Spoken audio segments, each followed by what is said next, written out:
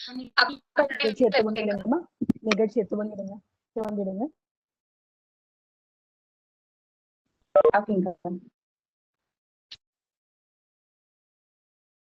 அனைவருக்கும் வணக்கம். கர்ப்பிணி பெண்களுக்கு ஆலோசனை வழங்கும் காணொலி கூட்டத்தின் தொடக்கமாக வரவேற்புரை வழங்க வருகிறார் பாஜக மகளிர் அணியின் மாநில துணைத் தலைவர் திருமதி மீனா வினோத்குமார் அவர்கள். மீனா, நீங்க அன்மியூட் பண்ணி பேசலாம். ஓகே. சகோதரிகள் அனைவருக்கும் வணக்கம்.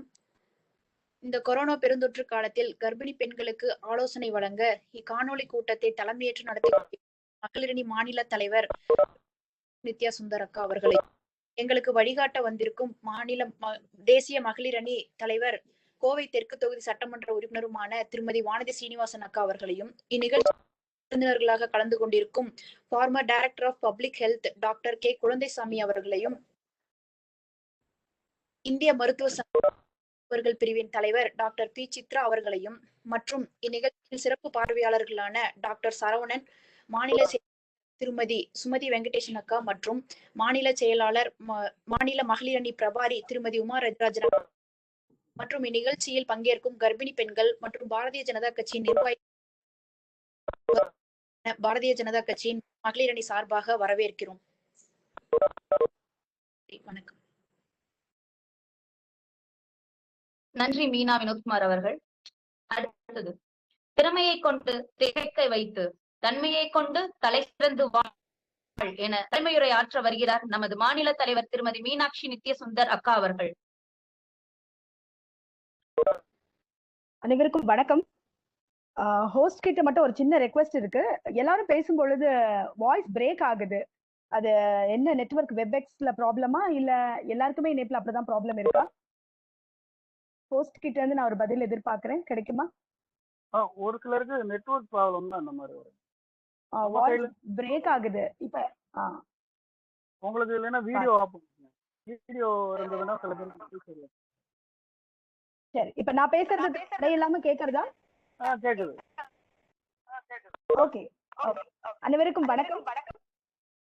நல்ல ஒரு நிகழ்ச்சி, நல்ல ஒரு தலைப்புல பிடித்திரு வென்றிடு. இது பொதுவாவே இந்த காலகட்டத்துல எல்லாருக்குமே தேவையான ஒரு தலைப்பா இருக்கு. எல்லா தரப்பு மக்களுமே ஒரு விழிப்புணர்வோடு செயல்பட்டா எந்த விதமான பிரச்சனைகள்ல இருந்தும் நாம மீண்டு வரலாம் அப்படின்ற ரொம்ப ஒரு உத்வேகமான ஒரு தலைப்போட இன்னைக்கு நம்ம முதல் நிகழ்ச்சியா கர்ப்பிணி பெண்கள் அவர்களுக்கான ஒரு ஆலோசனை கூட்டம் இங்க தயாரா இருக்கு. பொதுவாவே பாத்தீங்க அப்படின்னு சொன்னா கருவுற்று இருக்கிறது அப்படின்றது ஏதோ நம்மளுடைய குடும்ப பரிசு வருது, நம்மளுடைய குடும்பம் உருவாகுது அப்படின்றது மட்டும் இல்லாம அடுத்த தலைமுறைக்கு ஆன சந்ததிகளை ஜனனிக்க கூடிய ஒரு அற்புதமான ஒரு நிலைதான் கருவுற்று இருக்கக்கூடிய நிலை. ரொம்ப முக்கியம். ஆனா இன்னைக்கு சமுதாய ரீதியாகவும் சரி, பொருளாதார ரீதியாகவும் சரி, ஒரு எப்பேற்பட்ட ஒரு இக்கட்டான சூழ்நிலைக்கு தள்ளப்பட்டிருக்கோம் அப்படின்னு பாத்தீங்க அப்படின்னு சொன்னா, இப்பேற்பட்ட அடுத்த தலைமுறைக்கு ஆன மனிதர்களை உருவாக்கக்கூடிய ஒரு மிகப்பெரிய யஜ்ஞ மாதிரியான ஒரு விஷயத்துக்கு எவ்வளவு தூரம் கவனம் கொடுக்கிறோம், எவ்வளவு தூரம் ஒரு பராமரிப்பு கொடுக்கிறோம் அப்படின்னு பாத்தீங்க அப்படின்னு சொன்னா அது ஒரு மிகப்பெரிய கேள்விக்குறியில தான் போய் முடியுது. ஆனா சில தனி மனிதர்கள் ஆகட்டும், சில குடும்பங்கள் ஆகட்டும், குறிப்பா பாரத நாட்டுல இருக்கக்கூடிய கிராமங்கள்ல இருக்கக்கூடிய குடும்பங்கள் ஆகட்டும், இன்னுமே சில பாரம்பரிய முறைப்படி கருவுற்று இருக்கக்கூடிய தாய்மார்களுக்கான சில பிரத்யேகமான நடைமுறைகளை கையாண்டு அடுத்த தலைமுறையை உருவாக்கக்கூடிய அந்த அற்புதமான காலகட்டத்தை ரசிச்சு வாழுறாங்க. அது மாத்திரம் இல்லாம மனித உடல் அப்படின்றது கடவுளுடைய படைப்புலயே ஒரு உன்னதமான தொழில்நுட்ப படைப்பு அப்படின்னு பாத்தீங்க அப்படின்னு சொன்னா அது மனித உடல் தான். அது it is highly intellectual system which the God has created. பாத்தீங்க அப்படின்னு சொன்னா ஒரு கருவுற்று இருக்கக்கூடிய தாய் குழந்தை பேர் அடையும் பொழுது ஆண் குழந்தை பிறந்தா ஒரு மருத்துவ குறிப்பு சொல்லுது, ஆண் குழந்தை பிறந்தா அந்த தாய்ப்பாலினுடைய தன்மை ஒரு மாதிரி இருக்கும். இதே ஒரு பெண் குழந்தை பிறந்தா தாய்ப்பாலினுடைய தன்மை அது வேற மாதிரி இருக்கும்.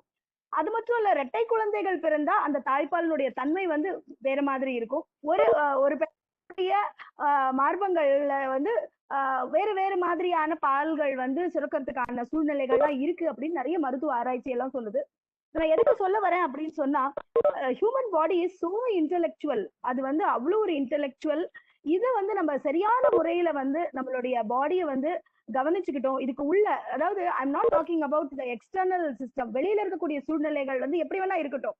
ஆனா இந்த உடலுக்கு உள்ள இருக்கக்கூடிய சூழ்நிலைக்கு தேவையான ஒரு நிம்மதி, தேவையான ஒரு அமைதி, தேவையான ஒரு இசை, தேவையான ஒரு உணவு, தேவையான சூழ்நிலை நம்ம உடம்புக்குள்ள இது மாதிரி அதுக்கு என்ன தேவையோ, உள்ள வளரக்கூடிய குழந்தைக்கும் சரி, நம்மளுடைய ஆன்மாக்கும் சரி, என்ன விதமான சூழ்நிலை தேவையோ அந்த மாதிரியான ஒரு கவனம், அந்த மாதிரியான ஒரு பராமரிப்பு கொடுக்கும் பொழுது உடல் நமக்கு ஒரு இசைவு கொடுக்கும் பாருங்க. வெளியில இருந்து எப்பேற்பட்ட ஒரு சக்தி ஆகட்டும், எப்பேற்பட்ட ஒரு நெகட்டிவான சக்தியா கூட இருந்துட்டு போட்டோம், அது உள்ள வரும் பொழுது நியூட்ரலைஸ் ஆயிடும். அதோட சக்தி வந்து ஒண்ணுமே கிடையாது. ஏன்னா மனித உடல் அப்பேற்பட்ட தன்மை வாய்ந்த ஒரு அற்புதமான ஒரு பொக்கிஷம்.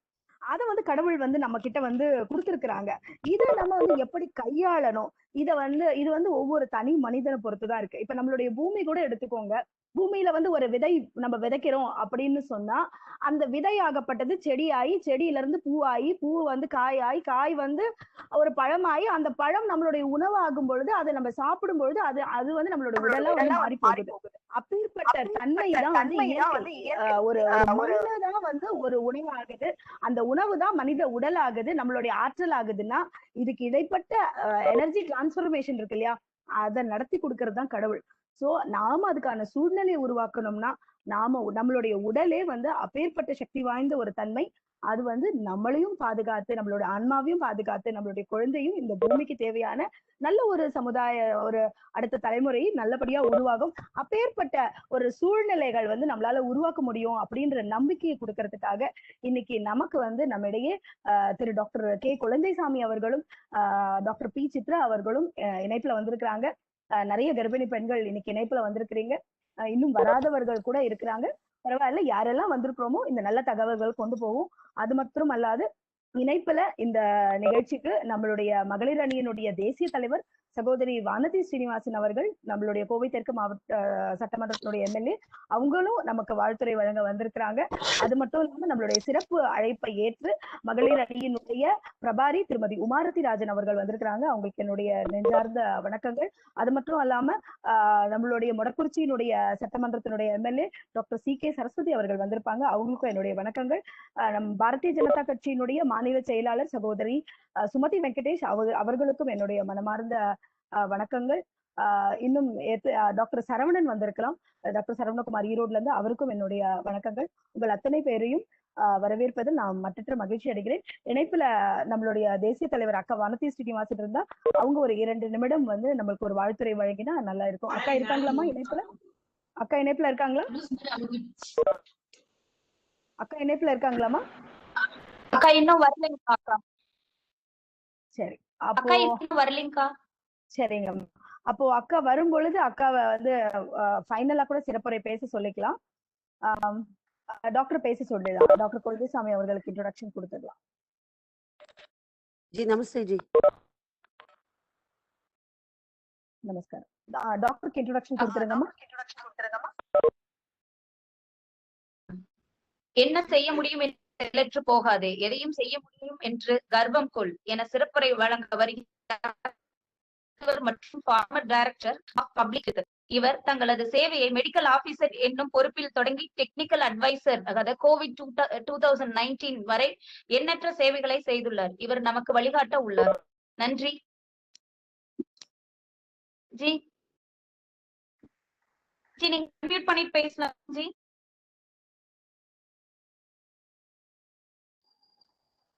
அனைவருக்கும் குறிப்பாக இந்த நிகழ்ச்சி ஏற்பாடு செய்திருக்கூடிய மீனாட்சி அவர்களுக்கும், திருமதி மீனாட்சி அவர்களுக்கும், பிரவீனா சம்பத் மேடம் அவர்களுக்கும், மற்றும் இங்க வந்திருக்கக்கூடிய அத்தனை பேருக்கும், இதில் கலந்து கொண்டிருக்கக்கூடிய பங்காளர்களுக்கும் எனது வணக்கத்தை முதலில் தெரிவித்துக் கொள்கின்றேன். நேரம் கருதி நம்ம நேரடியா அந்த சப்ஜெக்ட் கண்டென்ட்டுக்கு வந்துட்டு வந்துடலாம்னு நினைக்கிறேன். அதாவது இந்த கொரோனா வைரஸ் பத்தி நமக்கு தெரியும். ஸோ இந்த வைரஸ் வந்து பார்த்தீங்கன்னா 2019 வந்து சைனாவில் வந்து இது சைனா வைரஸ் அப்படின்னு சொல்றாங்க. சைனாவில் வந்து உருவான உடனேயே வந்து பார்த்தீங்கன்னா மத்திய அரசு வந்து எல்லா மாநிலங்களுக்கும் உரிய அந்த வழிகாட்டுதல்கள், தகவல்கள், அந்த அலர்ட் மெசேஜஸ் அனுப்பி எல்லா விதமான மத்திய மாநில அரசுகள் வந்து இணைந்து அந்த கட்டுப்பாட்டு நடவடிக்கைகள் வந்து எடுத்தன. இருந்த போதிலும் இது வந்து பார்த்தீங்கன்னா உலகெங்கிலும் ஒரு மிகப்பெரிய சவாலாக இருக்கின்றது. ஸோ இந்தியாவிலும் முதல் அலை வந்து நம்ம கட்டுப்படுத்தப்பட்ட பிறகு மறுபடியும் இரண்டாவது அலையும் வந்து பாத்தீங்கன்னா இன்னைக்கு ஒரு மிகப்பெரிய ஒரு பிரச்சனையா இருந்து கொண்டிருக்கிறது. இந்த நேரத்துல மூன்றாவது அலையை தடுப்பதற்கும் அதுலயும் வந்து குறிப்பாக இன்றைக்கு வந்து நம்ம ஏற்பாடு செய்திருக்கக்கூடிய இது போன்ற ஒரு நிகழ்வு வந்து நம்மளுடைய தாய்மார்களுக்கு, கர்ப்பிணி தாய்மார்களுக்கும் பாலூட்டும் தாய்மார்களுக்கும் நம்ம நடத்தக்கூடிய இது வந்து ஒரு இரண்டாவது நிகழ்ச்சி.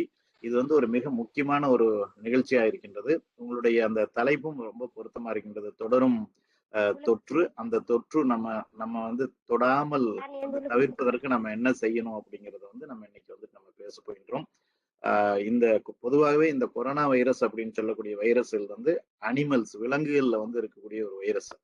இது வந்து விலங்குகள்ல இருந்து மனிதனுக்கு வந்து ஜம்ப் ஆன பிறகு மனிதர்கள்ல இருந்து மற்ற மனிதர்களுக்கு வந்து பரவுகின்றது. ஒரு 7 வகையான கொரோனா வைரஸ் வந்து மனிதர்களை வந்து தாக்குகின்றது. அதுல வந்து ஒரு 4 வகையான கொரோனா வைரஸ் வந்து ஒரு சாதாரண காமன் கோல்டுன்னு சொல்லக்கூடிய ஒரு சாதாரண சளி இருமலை வந்துட்டு உருவாக்கின்றது. மீதி இருக்கக்கூடிய அந்த 3 கொரோனா வைரஸ்ல 2002ஆம் ஆண்டு சார்ஸ் கொரோனா வைரஸ் என்று இதுவும் வந்து சீனால தான் உருவாகியது. அது வந்து ஒரு சிவட் கேட்னு சொல்லக்கூடிய ஒரு வகையான புனுகு பூனையில இருந்து அது மனிதர்களுக்கு வந்து ஜம்ப் ஆகி வந்திருக்கு. இது 2002ல வந்தது. 2012ல மத்திய கிழக்கு நாடுகள்ல மிடில் ஈஸ்ட்ல வந்து பாத்தீங்கன்னா MERS CoV, middle east respiratory corona virus அப்படின்னு சொல்லிட்டு அரேபியன் கேமல், சோமாலியா கேமல்ஸ்ல இருந்து அது வந்திருக்கு. அடுத்தது மூன்றாவதாக இப்பொழுது வந்திருக்கக்கூடிய அந்த 2019ல வந்திருக்கக்கூடிய வைரஸ் வந்து ஏர்லியரா வந்து அதுக்கு வந்து நாவல் கொரோனா வைரஸ்னு பேர் வச்சாங்க. இப்போ வந்து அது SARS-CoV-2ன்னு சொல்றாங்க. முதல்ல வந்த வைரஸ் வந்து SARS-CoV-1 அப்படின்னு சொல்றாங்க. ஸோ இந்த 3 வைரஸுமே வந்து பாத்தீங்கன்னா கடுமையான ஒரு நோயை மனிதர்கள் மத்தியில் வந்துட்டு உருவாக்கின்றது. அதிலும் இப்போ வந்திருக்கக்கூடிய வைரஸ்க்கு வந்து பாத்தீங்கன்னா அந்த பரவும் தன்மை வந்து மிக மிக அதிகமாக இருக்கின்றது. அது மார்டாலிட்டி வந்து அது மரணத்தை ஏற்படுத்தக்கூடிய சதவீதம் வந்து சதவீதத்தில் பார்க்கும்போது குறைவாக இருந்தாலும் கூட தொற்று ஏற்படுபவர்களின் எண்ணிக்கை மிக அதிகமா இருக்கிறதுனால அந்த இறப்புகளும் அந்த மருத்துவமனையில சேரக்கூடியவங்களுடைய எண்ணிக்கையுமே வந்துட்டு அதிகமாக இருந்து கொண்டிருக்கின்றது. ஸோ இப்போ வந்து பாத்தீங்கன்னா நம்ம இந்த வைரஸ் வந்து எப்படி பரவுது அப்படிங்கிறது வந்து நம்ம பார்ப்போம். 2 வழிகள்ல வந்து இந்த வைரஸ் வந்து பரவுகின்றது. ஒன்று, முதலாவது வந்து முக்கியமானது வந்து பாத்தீங்கன்னா பேசும் பொழுது, இருமும் பொழுது, தும்மும் பொழுது, சிரிக்கும் பொழுது அல்லது பாடும் பொழுது அல்லது ஒரு கொட்டாவி விடும் பொழுது, எதற்காக நம்ம வாயை திறந்தாலும் அந்த மூச்சு காற்று வெளியில வரும் பொழுது, அந்த மூக்கிலிருந்து வாயிலிருந்து அந்த காற்று வெளியில் வரும் பொழுது காற்றின் மூலமாக பரவுகின்றது. ரொம்ப பக்கத்துல ஒரு 2 மீட்டர் டிஸ்டன்ஸ்ல மிகவும் அருகாமையில் இருக்கக்கூடியவங்களுக்கு வந்து கண்கள், மூக்கு, வாய் மூலமா வந்து அது மனிதர்களுடைய உடம்புக்குள்ள நுழைந்து ஒருவற்றிலிருந்து இன்னொருத்தருக்கு வந்து அந்த நோயை உண்டாக்கின்றது. இதுல வந்து நீங்க வந்து பாத்தீங்கன்னா ஒரு க்ளோஸ்டு ரூம், ஒரு அறைக்குள்ள, ஒரு கட்டிடத்துக்குள்ள இருக்கும் பொழுது இருமல், தும்மல், பேசும் பொழுது முகக்கவசம் அணியாமல் இருமல், தும்மல் பேசும் பொழுது அந்த அறை முழுவதும் அந்த வைரஸ் வந்து நிறைகின்றது. அது காத்துல மிதந்துட்டே இருக்கும். வெயிட் ரொம்ப கம்மிங்கிறதுனால அது ரொம்ப நேரம் காத்துல வந்துட்டு இருக்கும். அது கொஞ்சம் கொஞ்சமா வந்து பாத்தீங்கன்னா அது அங்க இருக்கக்கூடிய டேபிள், அங்க இருக்கக்கூடிய பொருள்கள் இதுல எல்லாம் வந்து படியும். அப்போ அந்த அந்த நேரத்துல வந்து அந்த அறைக்குள்ள இந்த ஜன்னல் கதவு திறந்து வைக்காம காற்றோட்டம் இல்லாம இருந்ததுன்னா அந்த அறைக்குள்ள வந்துட்டு ஒருத்தர் வந்துட்டு போனதுக்கு அப்புறம் இன்னொருவர் வரும் பொழுது அவருக்கு அந்த தொற்று வந்து ஏற்படுகிறது. அதே நேரத்துல இந்த கிருமிகள் படிந்த இடங்கள், சளி சிந்தி போடுறோம், அந்த கை வந்து பாத்தீங்கன்னா கழுவாமல் நம்ம டோர் தொடுறோம், ஆட்டோல ஏறி வரோம், சீட்ல சேர்ல உட்காடுறோம், பொருள்கள் மொபைல் போன் பிடிக்கிறோம், இந்த மாதிரி எத்தனையோ பொருள்களை வந்து நம்ம வந்து தொடுகின்றோம். ஸோ இந்த மாதிரி வந்துட்டு கண்டாமினேட் ஆன சர்ஃபேசஸ் வந்து நம்ம தொட்டுட்டு திரும்ப வந்து நம்ம கைகளை கழுவாமல் ஸோ கண்ணு, மூக்கு, வாயை வந்து நம்ம தேய்க்கும் பொழுது மனிதர்களுடைய உடலுக்குள் நுழைகின்றது. அதனாலதான் நம்ம வந்து கைகளை கழுவுவதை பற்றி நம்ம வந்து அதிகமா வந்து நம்ம சொல்லுகின்றோம். இப்ப இந்த நோயை வந்து நம்ம தடுக்கிறதுக்கு ஒரு 6 முக்கியமான ஒரு வழிகள் வந்து நம்ம வந்து கடைபிடிக்க வேண்டும். ரொம்ப முக்கியமான முதல் நம்ம வந்து சொல்லக்கூடிய வழி வந்து பாத்தீங்கன்னா ஃபேஸ் மாஸ்க், முகக்கவசம். ஒரு நல்ல மூக்கும் வாயும் கவர் பண்ணக்கூடிய அளவுல முகக்கவசம் வந்துட்டு அணிய வேண்டும். முகக்கவசம் வந்து பாத்தீங்கன்னா நம்ம சாதாரணமா வந்துட்டு நம்ம யூஸ் பண்றது வந்து ஒரு துணியாலான, ஒரு நல்ல துணியாலான நல்ல குட் குவாலிட்டி முகக்கவசம் வந்து நம்ம வந்துட்டு யூஸ் பண்ணலாம். குறைந்தது வந்து நம்ம ஒரு 2-3 முகக்கவசம் வந்துட்டு ஒவ்வொருத்தரும் வச்சிருக்கணும். ஏன்னா காலையில வந்து யூஸ் பண்ணும், மத்தியானம் ஒன்று யூஸ் பண்ணும், நைட் வந்து நம்ம அந்த வீட்டுல வந்துட்டு அந்த முகக்கவசத்தை சோப்புல வந்து சோப்பு தண்ணீர்ல ஒரு டிடர்ஜென்ட் பவுடர் அல்லது soap liquid soap powder, liquid சோப்ல வந்து ஒரு 1/2 மணி நேரம் ஊற வச்சு வாஷ் பண்ணி அதை வந்து ட்ரை பண்ணி வெயில காய வச்சு அல்லது வந்து அயன் பண்ணி வந்து அடுத்த நாள் வந்துட்டு நம்ம வந்துட்டு யூஸ் பண்ணலாம். இது ஒரு வீட்டுல 4-5 பேர் வெளியில போற மாதிரி இருந்தாங்கன்னா ஒரு 10-20 மாஸ்க் வந்துட்டு வச்சுக்கிறது எப்பவுமே நல்லது. முகக்கவசம் ரொம்ப முக்கியம். தனியா கார்ல போறோம், அல்லது வந்து நம்ம வீட்டுல தனியா இருக்கோம், அல்லது மொட்டை மாடியில இருக்கோம். அந்த மாதிரியான ஒரு சூழ்நிலையில முகக்கவசம் அணிய வேண்டியதில்லை. அது வந்து 24 மணி நேரம் முகக்கவசம் அணிந்து கொண்டே இருக்கணுமான்னு அப்படி நீங்க கேட்டீங்கன்னா, அந்த மாதிரியான ஒரு சூழ்நிலையில வந்து நம்ம வந்து முகக்கவசம் அணிய வேண்டியதில்லை. குறிப்பாக வெளியில செல்லும் பொழுது, மக்கள் நடமாட்டம் இருக்கக்கூடிய இடங்கள்ல செல்லும் பொழுது, நம்ம வந்து கண்டிப்பா வந்து முகக்கவசம் அணிய வேண்டும். 2வது வந்து மிக முக்கியமானது வந்து பாத்தீங்கன்னா, கைகளை கழுவ வேண்டும். ஒரு நாளைக்கு 15 முறையாவது, குறைந்தது 15 முறையாவது மனதிற்குள் 1லிருந்து 30 வரை எண்ணிக்கொண்டே நம்ம கைகளை வந்து அடிக்கடி கழுவணும். ஏன்னா கை மூலமா ஏதோ ஒரு பொருள் வந்து நம்ம வீட்டை விட்டு நாங்க வெளியிலேயே போறது இல்லையே, நான் எதுக்கு கையை கழுவணும் அப்படின்னு சொல்லலாம். நம்ம வீட்டுக்கு வந்து எத்தனையோ பொருள்கள் வந்து காய்கறிகள்ல இருந்து மளிகை சாமான்கள்ல இருந்து எத்தனையோ பொருள்கள் வந்து நம்ம வீட்டுக்கு வருது. அதை வந்து நம்ம தொடக்கூடிய ஒரு வாய்ப்பு வந்துட்டு இருக்கும். அப்ப கைகள் மூலமா பரவறதுக்கு வாய்ப்பு இருக்கு. வெளியில போனாலும் போகலனாலும், அலுவலகத்துக்கு போனாலும், கடைக்கு போனாலும், மார்க்கெட்டுக்கு போனாலும், எங்க போனாலும் நம்ம வந்து கைகளை வந்து நல்லா வந்து அடிக்கடி வந்துட்டு கழுவுறது ரொம்ப மிகவும் நல்லது. அது வந்து பாத்தீங்கன்னா மினிமம் 15 தடவை வந்து நம்ம கை கழுவுற மாதிரி இருக்கும். டாய்லெட் போயிட்டு வந்து கழுவுற கணக்குல இருந்து, சாப்பிட்றதுக்கு முன்னாடி கழுவுற கணக்குல இருந்து, இடையில நம்ம கையை கழுவக்கூடிய கணக்கு எல்லாம் சேர்த்துனா குறைஞ்சது வந்து ஒரு 15 தடவைக்கு மேல வந்து நம்ம கை கழுவுற மாதிரி இருக்கும். ஸோ இது வந்து 2 விஷயங்கள். ஒன்று முகக்கவசம், 2வது வந்துட்டு கைகளை கழுவுதல். 3வது சமூக இடைவெளி அப்படின்னு சொன்னோம்.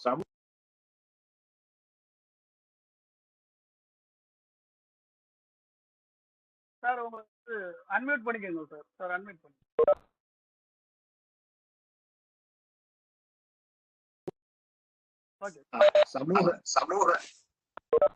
சமூக இடைவெளி அப்படின்னு சொல்லும் பொழுது நம்ம வந்து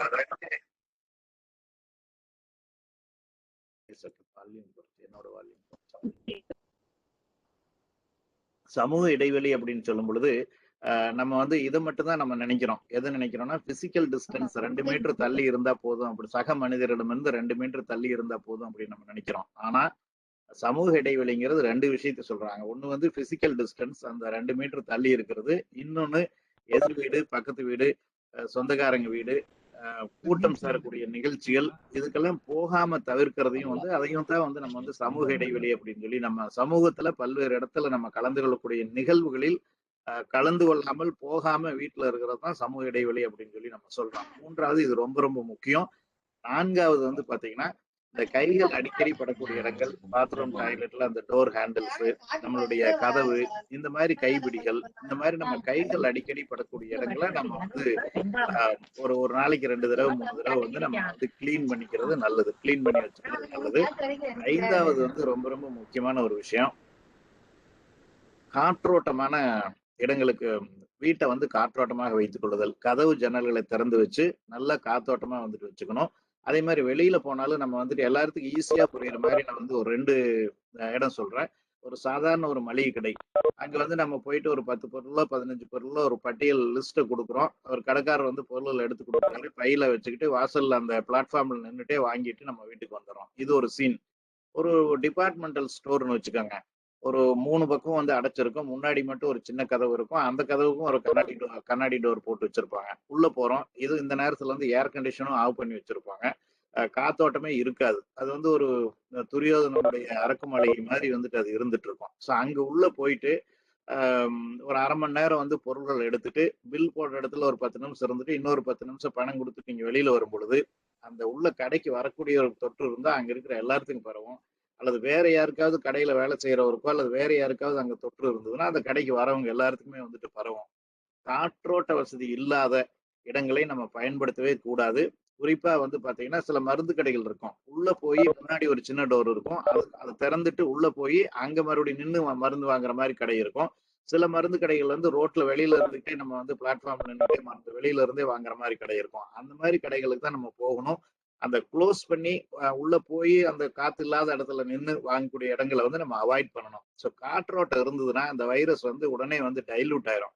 இப்போ கிராமப்புறங்களில் ஒரு வாராந்திர சந்தையில கையை கழுவிக்கிறோம், முகக்கவசம் போட்டுக்கிறோம். கொரோனா வைரஸ் வந்து பரவுறது இல்லை. ஒரு உழவர் சந்தையில வந்து அது பரவுறது இல்லை. பிளாட்ஃபார்ம்ல விற்கிறவங்கள்ட்ட பரவுறது இல்லை. ஸோ எங்க பரவுது அப்படின்னு சொன்னீங்கன்னா நகை கடைகள், துணி கடைகள், டிபார்ட்மெண்ட் ஸ்டோர்ஸ், இந்த மாதிரி வந்து காற்றோட்ட வசதி இல்லாத அலுவலகங்கள், பேங்க். சில பேங்க் எல்லாம் நல்லா ஜன்னல் கதவை திறந்து நீட்டா வச்சிருப்பாங்க. சில பேங்க் ஏர் கண்டிஷன் ஜன்னல்லாம் நிரந்தரமா க்ளோஸ் பண்ணி வச்சிருப்பாங்க. அந்த மாதிரியான பேங்க்ஸ், இந்த மாதிரியான இடங்கள்ல வந்து பரவுறதுக்கு உண்டான வாய்ப்பு வந்து ரொம்ப அதிகமா இருக்கு. இது வரைக்கும் நம்ம வந்து ஒரு 5 விஷயம் சொல்லியிருக்கோம். ஒண்ணு என்ன சொல்லியிருக்கோம்? முகக்கவசம். இரண்டாவது வந்து கைகளை கழுவுதல். மூன்றாவது அந்த சமூக இடைவெளி. நான்காவது கைகள் அடிக்கடி படக்கூடிய இடங்களை கிருமிநாசினி வைத்து தூய்மையாக வைத்துக் கொள்ளுதல். ஐந்தாவது காற்றோட்டமாக வைத்தல். ஆறாவது ரொம்ப முக்கியமான விஷயம், ஆறாவது தடுப்பூசி. 2 வகையான தடுப்பூசி வந்து இன்னைக்கு வந்துட்டு இந்தியாவில் வந்துட்டு அவைலபிளா இருக்கு. ஒன்னு வந்து கோவிஷீல்டு அப்படின்னு சொல்லிட்டு பூனால தயாரிக்கக்கூடிய ஒரு வேக்சின், ஹைதராபாத்ல தயாரிக்கக்கூடிய பாரத் பயோடெக்ங்கிற நிறுவனம் தயாரிக்கக்கூடிய கோவேக்சின் அப்படின்னு சொல்லக்கூடிய வேக்சின். இந்த 2 வேக்சின் வந்துட்டு இந்தியாவில் இருக்கு. இந்த 2 வேக்சினுமே வந்து பாதுகாப்பானது, ஒரு நல்ல நோய் எதிர்ப்பு சக்தியை கொடுக்கக்கூடிய ஒரு திறன் வாய்ந்தது. இந்த வேக்சின் வந்து நம்ம வந்து போட்டுக்கணும். இந்த 6 முறைகள் வந்து நம்ம கடைபிடித்தோம்னா இந்த நோய் வர்றதை வந்து நம்ம தவிர்க்கலாம். ஸோ குறிப்பா நம்ம மாசமா இருக்கக்கூடிய கர்ப்பமா இருக்கக்கூடிய பெண்கள் அவங்களுக்கு வந்து எப்படி இந்த தொற்று வருது அப்படிங்கிறத நம்ம பார்ப்போம். ஒண்ணு எந்த சூழ்நிலையில இருந்து வருது அப்படின்னு சொன்னீங்கன்னா, வீட்டுல இருந்து வெளியில வேலைக்கோ கடைகளுக்கோ போயிட்டு வரவங்க, அவங்க வந்து வீட்டுல வந்து தனியா இருக்கணும். அவங்க வந்து எல்லாருமே வந்து பாத்தீங்கன்னா ஒரு கலந்து மிக்சடா இருக்கும் பொழுது அந்த வெளியில போயிட்டு வரவங்கள்ட்ட இருந்து இன்ஃபெக்ஷன் வர ஆரம்பிக்குது. அந்த கர்ப்பிணி பெண்ணும் அவங்க கூட துணைக்கு இருக்கக்கூடியவங்க 2 பேரும் வந்து பாத்தீங்கன்னா கொஞ்சம் தனியா மற்றவங்களோட வீட்டுல இருக்கக்கூடிய மற்றவங்க குறிப்பா வெளியில போயிட்டு வரவங்களுடைய இதுல இருந்து அவங்களுடைய அருகாமையில வந்து போகாம இருக்கிறது வந்து நமக்கு வந்து பாதுகாப்பா இருக்கு. இது ரொம்ப ரொம்ப முக்கியமான ஒரு விஷயம். இன்ஃபெக்ஷன் வந்து அவங்களுக்கு எங்க இருந்து வருது அப்படின்னு பார்க்கும்போது இது ஒரு பெரிய சோர்ஸா இருக்கு. ரெண்டாவது வந்து பாத்தீங்கன்னா இன்னொரு சோர்ஸ் எங்க இருக்குன்னா நம்ம ஹாஸ்பிட்டலுக்கு வந்து செக்அப் போறோம். அதனால தயவு செஞ்சு டைம் ஃபிக்ஸ் பண்ணிக்கோங்க. உங்களுடைய ஹாஸ்பிட்டல், நம்மளுடைய அரசு ஆரம்ப சுகாதாரங்கள் இந்த மாதிரி இடங்கள்ல நம்ம என்ன சொல்லியிருக்கோம்னா, நீங்க மரத்தடியில கிளினிக் நடத்தினாலும் பரவாயில்ல, அல்லது ஒரு பந்தல் போட்டு கிளினிக் நடத்தினாலும் பரவாயில்ல, ரொம்ப நேரத்துக்கு வந்து கர்ப்பிணி பெண்களை வந்து காற்றோட்ட வசதி இல்லாத இடத்துல மற்ற பேஷண்ட்ஸோட வைக்காதீங்க. 11 மணி வரைக்கும் 12 மணி வரைக்கும் மற்ற பேஷண்ட்ஸ் எல்லாம் பார்த்ததுக்கு அப்புறம் பிரெக்னன்ட் மதர்ஸுக்கு வந்து நீங்க அதுக்கப்புறம் பாருங்க. ஸோ இதெல்லாம் நம்ம ஊர்ல வந்து நடக்குதா, நம்ம இடங்கள்ல வந்து நடக்குதா அப்படிங்கறது நம்ம உறுதிப்படுத்திக்கணும்.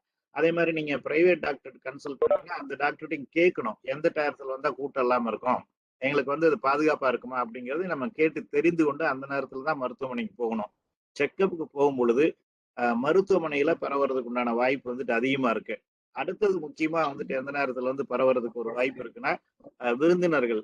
ஸோ நம்ம பொண்ணை பார்த்துட்டு வருவோம், பலகாரம் கொண்டு போய் கொடுத்துட்டு வருவோம், இப்படி நிறைய பேர் வருவாங்க.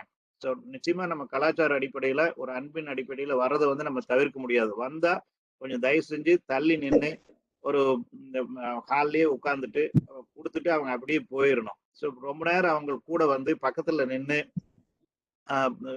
பழகும் பொழுது வந்துட்டு அவங்க அந்த விருந்தினர்கள் மூலமா நம்மளை பார்க்க வந்த விருந்தினர்கள் மூலமாகவும் வர்றதுக்கு வாய்ப்பு இருக்கு. அதையும் வந்து இந்த நேரத்துல வந்து தவிர்க்க வேண்டும். அடுத்தது ரொம்ப முக்கியமான ஒரு விஷயம், நம்ம வளைகாப்பு நிகழ்ச்சி, அந்த வளைகாப்பு நிகழ்ச்சி நடத்தும் பொழுதும் இன்னைக்கு வந்து பாத்தீங்கன்னா ஒரு 100 பேர் 200 பேர் 300 பேர் வர வச்சு ஒரு பெரிய ஃபங்க்ஷனா நடத்துறாங்க. வளைகாப்பு நிகழ்ச்சியும் வந்து ஒரு பாரம்பரியமா நடத்தக்கூடிய ஒரு நிகழ்ச்சி. அது வந்து மிக நல்ல ஒரு ஒரு பழக்கம்.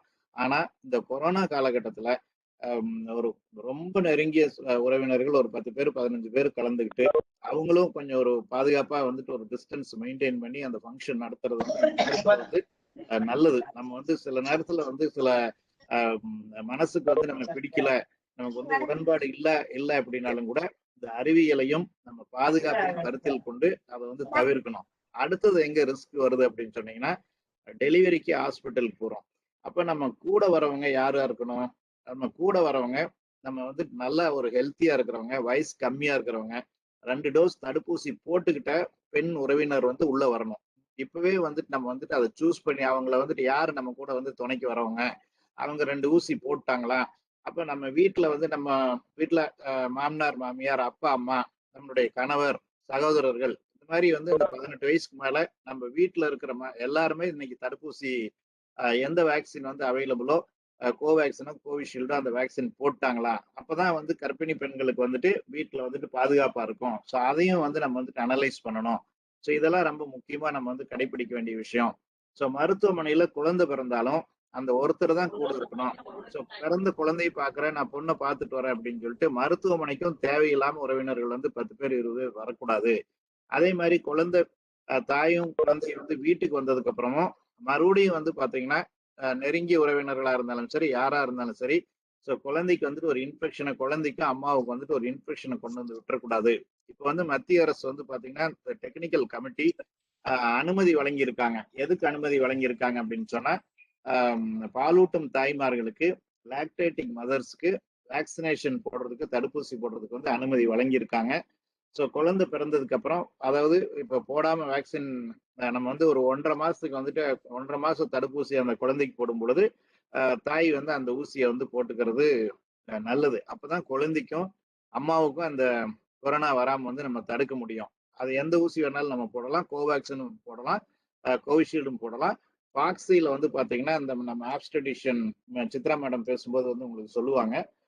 அவங்க வந்துட்டு வேக்சின் கர்ப்பமா இருக்கிறவங்களும் வேக்சின் போட்டுக்கலாம் அப்படின்னு சொல்லியிருக்காங்க. ஆனாலும் இன்னும் அந்த மத்திய அரசுடைய வழிகாட்டுதல்கள் வராதனால நம்ம வந்து அதை அதிகாரபூர்வமா சொல்ல இயலவில்லை. ஆனா வெளிநாடுகள்ல வந்து எல்லாமே தடுப்பூசி போடுறாங்க.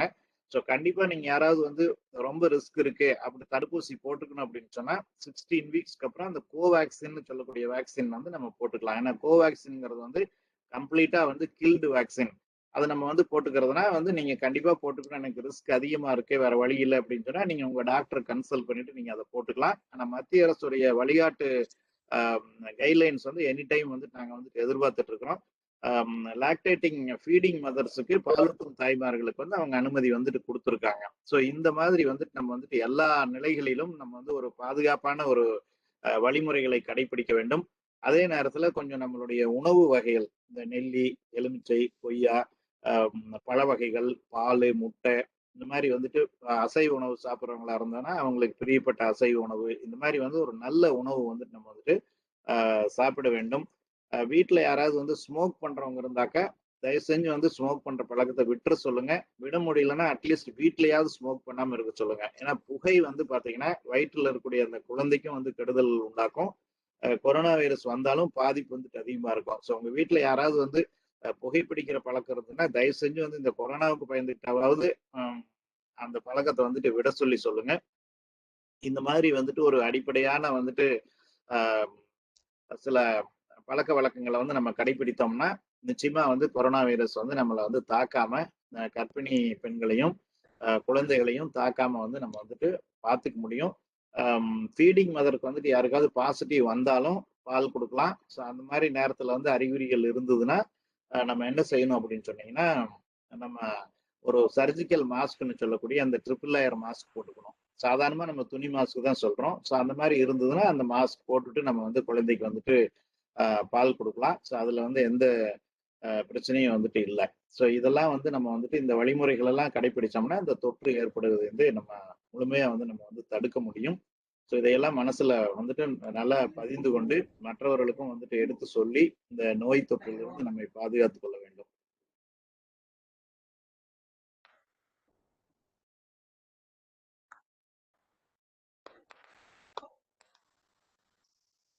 சித்ரா மேடம் பேசுனதுக்கு அப்புறம் டவுட்ஸ் ஏதாவது இருந்தாலும் நம்ம மறுபடியும் டிஸ்கஸ் பண்ணலாங்க. அவசியம் அவசியம். நன்றிங்க ஜி. சிறப்பான உங்ககிட்ட பேசுங்க மோனப்பிரியா மேடம், இன்வைட் பண்ணுங்க. நன்றி, சிறப்பான விளக்கம். பெருமவற்றுள் யாமறிவது இல்லை, அறிவறிந்த மக்கட்பேறு அல்ல பிற. அதாவது பெறுகின்ற செல்வங்களுள் அனைத்திலும் அறிவறிந்த மக்களை பெறுவதை காட்டிலும் சிறந்ததாக பிற எதனையாம் கருவதில்லை என்று வள்ளுவர் வாக்கிற்கிணங்க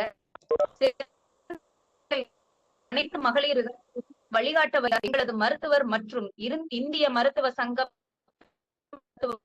தலைவர் டாக்டர் சித்ரா அவர்கள். இவர்களை பற்றி இன்னும் குறிப்பாக சொல்ல வேண்டும் என்றால், இவர் நல்ல இந்து சிந்தனையாளர் மற்றும் தேசியம் தெய்வீகம் என்ற இரு கண்கள் என்று இவர் கடைபிடிக்கக்கூடிய ஒருவர்.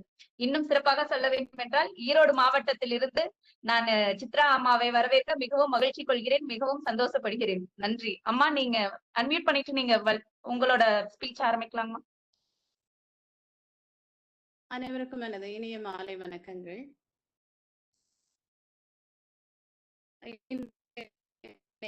பேச திருமதி மீனாட்சி, பாரதிய ஜனதா கட்சியினுடைய மகளிர் அணி தலைவர், தேசிய தலைவர் மற்றும் குழந்தைசாமி சார், பங்கேற்றுள்ள அனைத்து பெண்கள், டாக்டர் சரஸ்வதி மேடம், அனைவருக்கும் எனது நன்றிகள், வாழ்த்துக்கள். தாய்மை என்பது ஒரு உன்னதமான ஒரு விஷயம். இப்ப சுவாமி விவேகானந்தர் பாத்தீங்கன்னா அந்த பிரபஞ்சத்தினுடைய தாய் யார் அப்படின்னு கேட்டா கடவுள் அப்படின்னு சொல்வாரு. அப்போ நமக்கு இந்த தேசத்துல குடும்பம் தான் முக்கியமான ஆதாரம். ஒரு குடும்பத்தினுடைய ஆதாரமாக திகழ்பவர் தாய் தான். இன்னும் ஒரு விஷயம் சொல்வாரு சுவாமி விவேகானந்தர், இந்த பிரபஞ்சத்துல தொட்டிலை ஆட்டுகிற பெண் பிரதிநிதின்னு சொல்றாரு. அவ்வளவு தாய் இந்த தொற்று ஏற்பட்டால் அதனால் வர பிரச்சனைகள் அந்த தொற்று நம்மை தொடாமல் இருப்பதற்காக நாம் என்ன செய்ய வேண்டும் என்பதை பற்றி அறிந்து கொள்வதற்கு ஆவலாக இருக்கிறீர்கள். இப்ப தாய்னு பாக்குறப்ப பாத்தீங்கன்னா ஒரு தன்னலம் இல்லாத ஒரு சேவை மனப்பான்மையும் தியாக உணர்வோடும் திகழக்கூடியவள். இப்போ இறை அன்பை நீங்க பார்க்கணும் அப்படின்னாக்க நிச்சயமாக ஒரு தாயினுடைய அன்பை பார்த்தால் போதுமானதுன்னு சுவாமி விவேகானந்தர் சொல்வாரு. அப்ப இந்த தாய்மார்கள் இந்த தொற்று ஏற்பட்டு இருக்கிற காலகட்டத்திலே ஒரு பய உணர்வோடு தாய் தன்னுடைய வயிற்றிலே கருவை சுமந்து கொண்டிருக்கின்றாள் என்பது நமக்கு எல்லாருக்கும் தெரிஞ்ச விஷயமாக தான் இருக்கு. அப்ப இந்த தொற்று காலத்தில் சந்தோஷமா இருக்க வேண்டியது மிக முக்கியமான விஷயம். இந்த தொற்று ஏற்படாமல் நீங்கள் எப்படி தற்காத்துக் கொள்ள வேண்டும் என்பதை பற்றியெல்லாம் இப்பொழுது டாக்டர் குழந்தைசாமி சார் அவ்வளவு மிக அழகாக உங்களுக்கு எளிமையாக நீங்கள் தொற்றிலிருந்து எப்படி உங்களை தவிர்த்து உங்களை பாதுகாக்க வைத்துக் கொள்வது என்பதை பற்றி அழகாக சொல்லியிருக்கிறார். அப்ப அவர் சொன்ன விஷயங்கள், நீங்க எப்பொழுதும் மாஸ்க் போட்டுக்கோங்க, சோசியல் டிஸ்டன்ஸ் நீங்க மெயின்டைன் பண்ணுங்க, காற்றோட்டமான இடத்துல இருங்க, அடிக்கடி கை கழுவணும். இந்த விஷயங்கள் நீங்க நிச்சயமாக பின்பற்ற வேணும். அது அடுத்ததாக இப்ப ஒரு குடும்பத்துல இருக்கோம். இந்த குடும்பத்துல இருக்கக்கூடிய சூழ்நிலைகள், ஒரு கர்ப்பிணி பெண் இருக்கக்கூடிய சூழ்நிலைகள் பாத்தீங்கன்னா, ஒரு கூட்டு குடும்பமாக இருந்தா உங்க வயதான மாமியார் மாமனார் இல்ல தாய் தகப்பன் இருப்பாங்க, குழந்தைகள் இருப்பாங்க, சிறிய குழந்தைகள். இப்ப 2வது கர்ப்பமாக இருக்கும், முதல் குழந்தை உங்களோட இருக்கிறது. அப்போ நமக்கு ஒரு கூட்டு குடும்பம் இல்ல குழந்தைகளோட இருக்கக்கூடிய சூழ்நிலையில யாராவது ஒருவர் தொற்றோட வீட்டுக்கு வந்து சேர்ந்தாங்க, தொற்று இருக்கு அப்படின்னு நமக்கு தெரியுது அப்படின்னா, அப்ப கர்ப்பிணி பெண்கள் எந்த மாதிரி அவங்கள தற்காத்து கொள்ளணும். அதே மாதிரி மருத்துவமனைக்கு அவங்க போறாங்க. மருத்துவமனைக்கு போகின்ற பொழுது முதல்ல இருந்தது, நீங்க முதல் குழந்தை டெலிவரி பண்ணிருப்பீங்க, டாக்டர்கிட்ட போய் நீங்க சகஜமா பக்கத்துல உட்காந்து பேசிட்டு இருப்பீங்க, வேணுங்கிற விஷயங்கள் எல்லாம் அந்த தகவல்கள் நீங்க கேட்பீங்க. சிஸ்டர்ஸ் ரொம்ப ஃப்ரெண்ட்லியா இருப்பாங்க, பக்கத்துல இருந்திருப்பாங்க.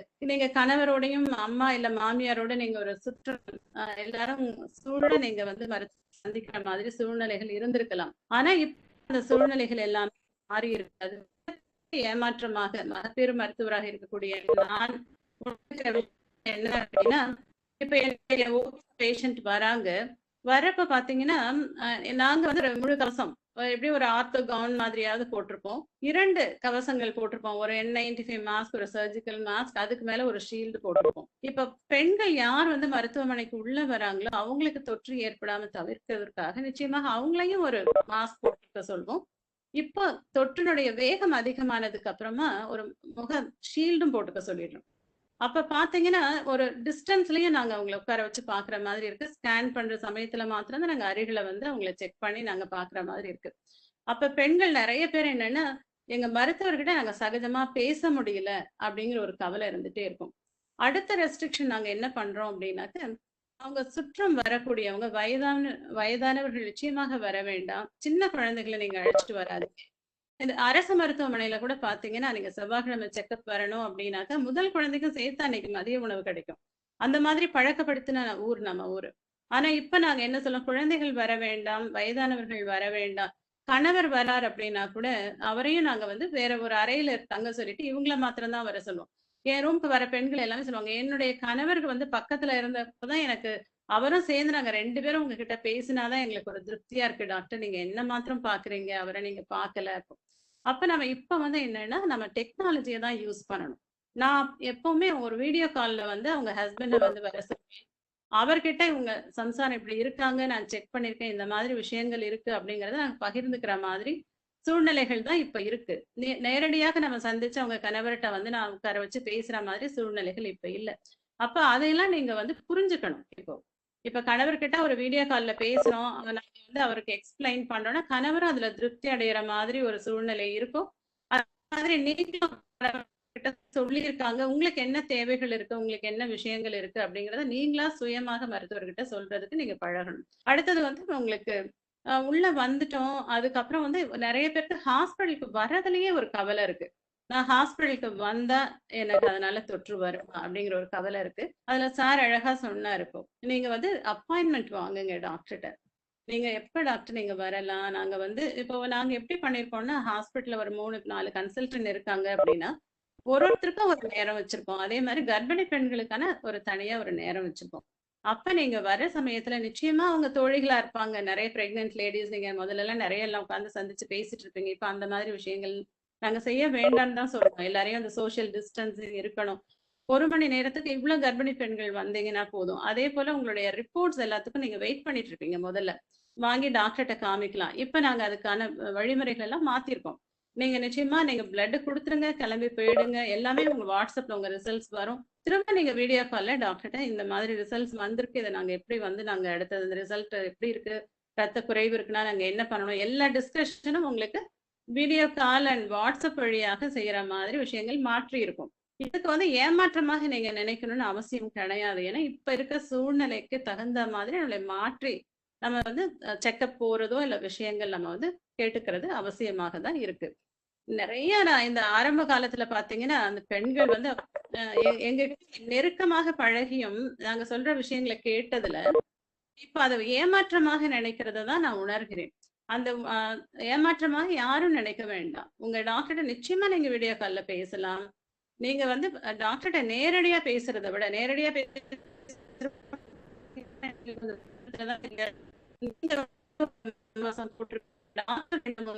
போட்டிருப்பாங்க. அப்ப பேசுறதுல கூட நமக்கு நிறைய பேசுறது அப்படி நேரடியா பேசுறதுல கஷ்டம் இருக்கும். ஆனா ஒரு வீடியோ கால்ல உட்கார்ந்து பேசுறப்போ நீங்க தாராளமா உங்க சந்தேகங்களை கேட்கலாம். அந்த மாதிரி வழிமுறைகள் வந்து நமக்கு டெக்னாலஜி இருக்கிறத நீங்க நிச்சயமாக உபயோகிக்க வேண்டும். அதுதான் என்னுடைய முதல் அறிவுரை உங்களுக்கு. அப்புறம் உங்களுக்கு நான் பிரெக்னன்ட் ஆயிட்டேன். எனக்கு வந்து முதல் 3 மாதங்கள் ஆகிறது. இப்ப எனக்கு தொற்று வந்துருமா? தொற்று வந்தால் எனக்கு அதனால பாதிப்பு வருமா? அந்த மாதிரி ஒரு கவலை இருக்கு. தொற்று வர்றது வந்து பாத்தீங்கன்னா, இந்த நீங்க சார் சொன்ன மாதிரி எல்லாம் நீங்க பின்பற்றினீங்கன்னா உங்களுக்கு நிச்சயமாக தொற்று வராமல் இருக்க முடியும்.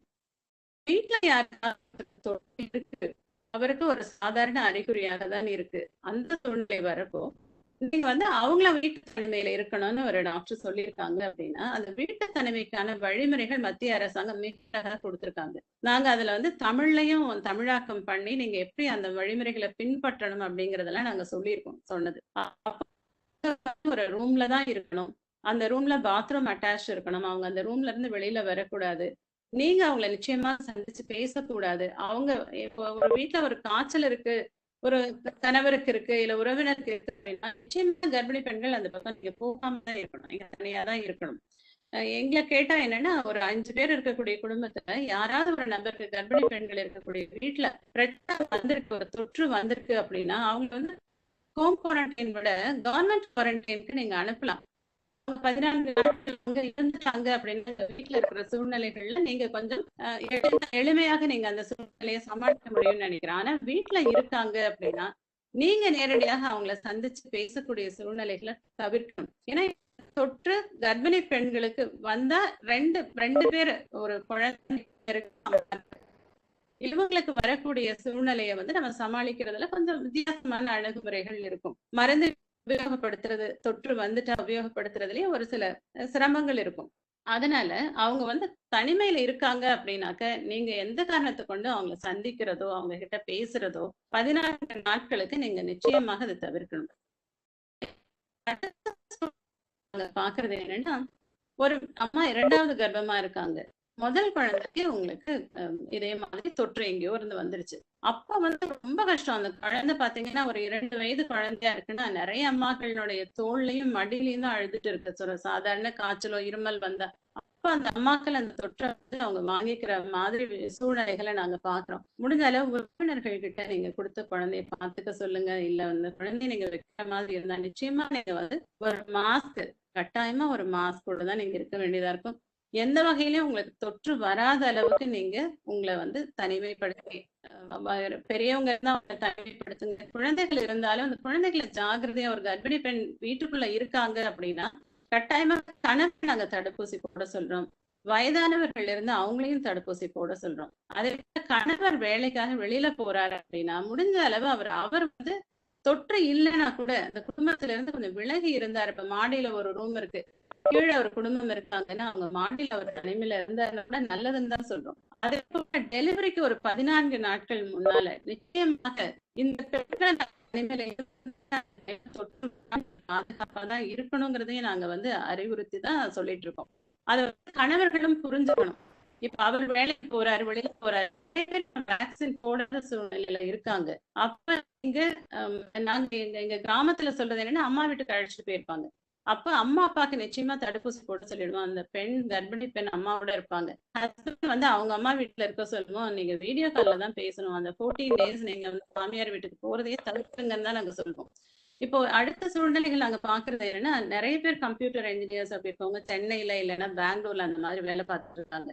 அவங்க வந்து என்ன பண்றாங்க, டெலிவரி ஆகுற சமயத்துல அவங்க இடத்துல இருந்து மாறி வந்து எங்க மனைவியோட இருக்கணும் அப்படின்னு நினைக்கிறேன். அப்ப ஏதோ ஒரு வகையில அவங்க ஒரு அசிம்ப்டமேட்டிக்காவோ அவங்க ஒரு தொற்று கொண்டு வந்திருந்தாங்கன்னா இந்த மனைவிக்கு பரவக்கூடிய விஷயங்கள் நாங்க பாக்குறோம். அப்ப நாங்க டெலிவரிக்கு முன்னால நிச்சயமாக கொரோனா தொற்று இருக்காங்கிறத நாங்க செக் பண்ணி தான் டெலிவரிக்கு எடுக்கிறோம். அது அரசாங்க மருத்துவமனைகளிலும் செக்கப் இருக்கு, பிரைவேட்லயும் இருக்கு. வந்துட்டா அந்த சூழ்நிலை பாத்தீங்கன்னா கடுமையான அழுத்தத்தோட அந்த குடும்பம் செயல்படுகிற சூழ்நிலையை நாங்க பாக்குறோம். ஏன்னா கொரோனா ஹாஸ்பிட்டல் போகணும், அந்த தனிமையில இருக்கணும். டெலிவரி வந்து நல்ல விதமா பண்ணிட்டா கூட அவங்களோட கூட துணைக்கு இருக்கக்கூடியவங்க யாரும் இருக்க மாட்டாங்க.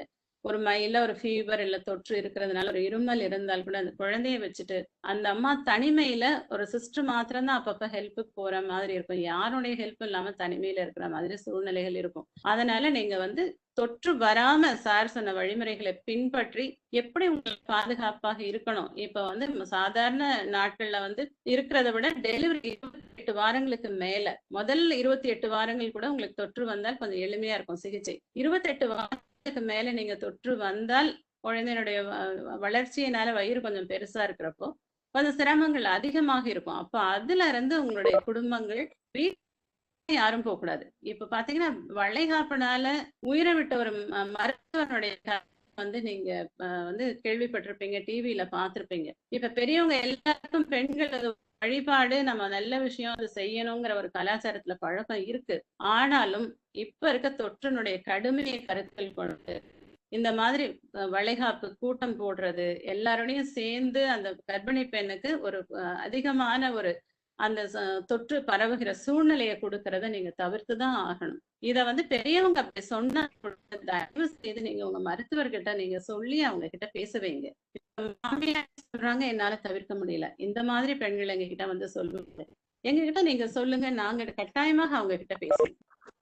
சூழ்நிலை வந்து அவங்களுக்கு புரியுற மாதிரி நாங்க எடுத்து சொல்வோம். அவங்க வந்து இந்த சூழ்நிலைகள் நிச்சயமாக தவிர்க்கப்பட வேண்டியது இப்ப வந்து எவ்வளவு வேகமாக பரவுன்னு அவங்க எல்லாருக்குமே ஒரு இப்போ இருக்க சூழ்நிலையில அவங்களுக்கு புரிஞ்சிருக்கு. அதனால பெண்களை ரொம்ப ரொம்ப ஜாக்கிரதையாக இந்த டைம்ல தொற்று ஏற்படாமல் நம்ம எப்படி பாதுகாக்கணும் அப்படிங்கறதுக்கான எல்லா வழிமுறைகளையும் நம்ம பின்பற்றணும். நமக்கு வந்து ஆகாரம் என்ன சாப்பிடலாம் அப்படிங்கறத பத்தி நீங்க வந்து நல்ல பேலன்ஸ்டா நீங்க வந்து காய்கறிகளும் கீரை வகைகளும் நல்ல வந்து பேலன்ஸ் டயட் நீங்க இப்ப எடுத்துக்க வேண்டியது ரொம்ப முக்கியமாக இருக்கும். நீங்க வந்து கர்ப்பிணி பெண்கள் வந்து நீங்க அப்படியே படுத்துட்டு அப்படி ஒதுங்கி இருக்கணும்னு அவசியம் கிடையாது. நீங்க நிச்சயமா உங்களுடைய ஆர்டினரியா நீங்க பண்ணக்கூடிய எக்ஸசைஸ் அதெல்லாம் நீங்க பண்ணலாம். இதுல வந்து எனக்கு முதல் 3 மாதங்கள்ல தொற்று வந்திருக்கு, அதனால குழந்தைக்கு பாதிக்குமா அப்படின்னு எங்களுக்கு நிறைய கேள்விகள் வருது. உங்களுக்கு வந்து சாதாரணமா ஒரு மைல்டா வந்துட்டு போனா உங்களுக்கு அதனால வந்து பிறவி கோளாறுகள் எதுவும் ஏற்படுற மாதிரி இல்லை. ஹை டெம்பரேச்சர் பிரச்சனைகள் இருக்கிறவங்களுக்கு ஒரு சிலருக்கு ப்ளீடிங் பிரச்சனை அந்த மாதிரி வர்றதை நாங்க பாக்குறோம். அதே போல உங்களுக்கு அடுத்த உங்களுக்கு ஒரு எக்ஸஸா நீங்க சாப்பிட வேண்டிய விஷயம் அப்படின்னு பாத்தீங்கன்னா வைட்டமின் டி மாத்திரைகள் நாங்க பரிந்துரை செய்யறோம். வைட்டமின் டி மாத்திரைகள் உங்களுடைய சுவாச கோளாறுகள் ஏற்பட்டாக்க அந்த வந்து வைட்டமின் டி கம்மியா இருந்தா ரெஸ்பிரேட்டரி ப்ராப்ளம் உங்களுக்கு எளிதில் அதிகமாகும். அப்போ உங்களுக்கு தொற்று ஏற்பட்டாலும் உங்களுக்கு பாதுகாப்பு கொடுக்கறதுக்காக இந்த வைட்டமின் டி வந்து உங்களுக்கு உதவி செய்யுங்கிறதுனால வைட்டமின் டி மாத்திரைகள் நாங்க எடுத்துக்க சொல்றோம். அதே போல கர்ப்பிணி பெண்களுக்கு தடுப்பூசி அப்படிங்கறது சார் சொன்னாரு. நாங்க ஃபாக்ஸில இந்த டெலிவரி டாக்டர்ஸ்னுடைய அசோசியேஷன் அதுல வந்து நாங்க பரிந்துரை செய்திருக்கிறோம். ஏன்னா கர்ப்பிணி பெண்களுக்கு எல்லாம் மேலை நாடுகள்லயும் ஊசிகள் போடுறாங்க. அப்ப நமக்கும் ஊசி போட்டாங்க. கர்ப்பிணி பெண்களுக்கு போட்டா இன்னும் பாதுகாப்பு அதிகமாக இருக்குமே அப்படிங்கிற எங்களுக்கு அந்த கவலை இருந்துட்டே தான் இருக்கு. அதனால விரைவில் அரசாங்கம் அதுக்காக நிச்சயமாக நமக்கு பரிந்துரை செய்வாங்க. அந்த சமயத்துல எல்லா பெண்களும் உங்க மருத்துவர் ஆலோசனை படி நீங்க வந்து தடுப்பூசிகள் போடணும். இப்ப பால் கொடுக்கிற தாய்மார்கள் எல்லாருமே தடுப்பூசி போடலாம்னு கவர்மெண்ட் சொல்லியிருக்காங்க. அதனால நீங்க பயப்பட தேவையில்லை. எல்லா பாலூட்டுகிற தாய்மார்களும் நீங்க வந்து கட்டாயமாக தடுப்பூசி போடணும். ஏன்னா நாங்க சொல்ற இந்த மாஸ்க், சோஷியல் டிஸ்டன்சிங், கை கழுவுற பழக்கம், வென்டிலேஷன் தவிர அடுத்தது நம்ம வந்து இந்த நோயில இருந்து காப்பாற்றக்கூடிய ஒரே விஷயம் தடுப்பூசி மாத்திரம்தான். இந்த தடுப்பூசி நம்ம போட்ட இப்போ இந்த முதல் அலையாகட்டும், இப்போ முதல் அலையில நமக்கு வந்து கம்மியான நம்பர் வந்து உங்களுக்கு ஆக்சிஜன் பெட்டுக்கு போற மாதிரி இருந்தது. இப்ப பார்த்தோம்னா கிட்டத்தட்ட 25% பேர் வந்து உங்களுக்கு மருத்துவமனை மருத்துவர் உதவிக்கு போற சூழ்நிலையை நம்ம பாக்குறோம். அப்ப வந்து நீங்க தடுப்பூசி போட்டவங்களுக்கு வரக்கூடிய பிரச்சனைகள் ஒரு சாதாரணமாக இருந்து சரியாயி போற சூழ்நிலையை தான் நாங்க பாக்குறோம். தடுப்பூசி போடாதவங்களுக்கு தான் பிரச்சனைகள் அதிகமாக இருக்கு. அப்ப 18 இருந்து 44 வயதுல இருக்கக்கூடிய அனைவரும் தடுப்பூசி போடலாங்கிற சூழ்நிலையும் அரசாங்கம் முனைப்படுத்தி போடுறாங்க. அப்ப பயன்படுத்திக்கணும். கர்ப்பிணி பெண் இருக்க வீட்டுல இருக்கக்கூடிய அனைவருமே தடுப்பூசி கட்டாயமாக போட்டுக்கொள்ளணும். சார் சொன்ன மாதிரி நீங்க வந்து பெட்ல யார் வந்து அவங்களுக்கு துணையா வரப்போறாங்களோ அவங்க 2 டோஸ் தடுப்பூசியும் போட்டிருந்தா ரொம்ப நல்லது. ஏன்னா நீங்க வந்து ஹாஸ்பிட்டல்ல இருக்கீங்க, பல பேர் வந்து போகக்கூடிய இடமாக இருக்கு. அப்ப வந்து நீங்க தடுப்பூசி போட்டுருந்தா உங்களுடைய பாதுகாப்பு கொஞ்சம் அதிகமாக தான் இருக்கும். அதனால நீங்க அதை பார்க்கணும். இப்ப வந்து நாங்க நிறைய கொரோனா பத்தி பேசுறோம், டிவியில பாக்குறீங்க. நீங்க எல்லாருமா வந்து இதே சிந்தனையில நீங்க இருந்து மன அழுத்தத்தோட இருக்கணுங்கிற அவசியம் கிடையாது. நாங்க சொல்ற எல்லாமே என்ன வராம தடுக்கக்கூடிய விஷயங்களை எல்லாம் பிடிச்சு பின்பற்றுனீங்க அப்படின்னாக்க உங்களுக்கு நிச்சயமாக சிரமங்கள் குறைவாக தான் இருக்கும். இப்ப இதுல வந்து கல்வியாளர்கள் இருக்கீங்க. நிறைய பேர் வந்து உங்களுக்கு இந்த சோசியல் ஒர்க்கர்ஸ், நீங்க வந்து பெண்கள் குடும்பங்கள் நல்லா இருக்கணும் அப்படிங்கிறதுக்காக கூட வேலை செய்யக்கூடிய பெண்கள் நிறைய பேர் இருக்கீங்க. இப்ப வந்து இந்த கர்ப்ப காலத்துல இருக்கக்கூடிய பெண்கள் நாங்க வந்து நேற்று ஒரு தாய்மைன்னு ஒரு ப்ரோக்ராம் பண்ணினோம். கோயம்புத்தூர் IMA வழியாக பெண் மருத்துவர்கள் சங்கத்துல இருந்து நாங்க பண்ணினோம். அதுல வந்து என்னன்னா ஆன்டினேட்டல் பீரியட்ல இப்ப இருக்கக்கூடிய சூழ்நிலை பாத்தீங்கன்னா ஒரு மன அழுத்த சூழ்நிலையாக தான் நம்ம பாக்குறோம். அது வந்து உங்களுக்கு தொற்றை பத்தின கவலையாக இருக்கலாம். இல்ல அப்படின்னாக்க ஒரு கணவர் ஒரு வேலையில இருக்காரு, இப்ப வேலை இல்லாம இருக்காரு, இல்ல தொழில் நல்லா பண்ணிட்டு இருந்தாரு, இப்ப தொழில் நல்லா போகல, அந்த மாதிரி ஒரு ஃபைனான்ஸ் பிரச்சனையாக இருக்கலாம். அந்த மாதிரி சூழ்நிலைகள் இருக்கும். எந்த சூழ்நிலையாக இருந்தாலும் இந்த பெண்களை நம்ம வந்து நல்ல விதத்துல அவங்கள சந்தோஷமாக வைத்துக்கொள்ள வேண்டிய கடமை நமக்கு இருக்கு. ஏன்னா இவங்க வந்து கர்ப்பத்துல இருக்கக்கூடிய குழந்தை அம்மா சந்தோஷமாக இருக்காங்க அப்படின்னா அந்த குழந்தையும் ஆரோக்கியமாக இருக்கும். அம்மா மன அழுத்தத்துல இருக்காங்க அப்படின்னாக்க நிச்சயமாக அந்த குழந்தைக்கும் வரக்கூடிய சிரமங்கள் எதிர்காலத்துல இருக்கும்.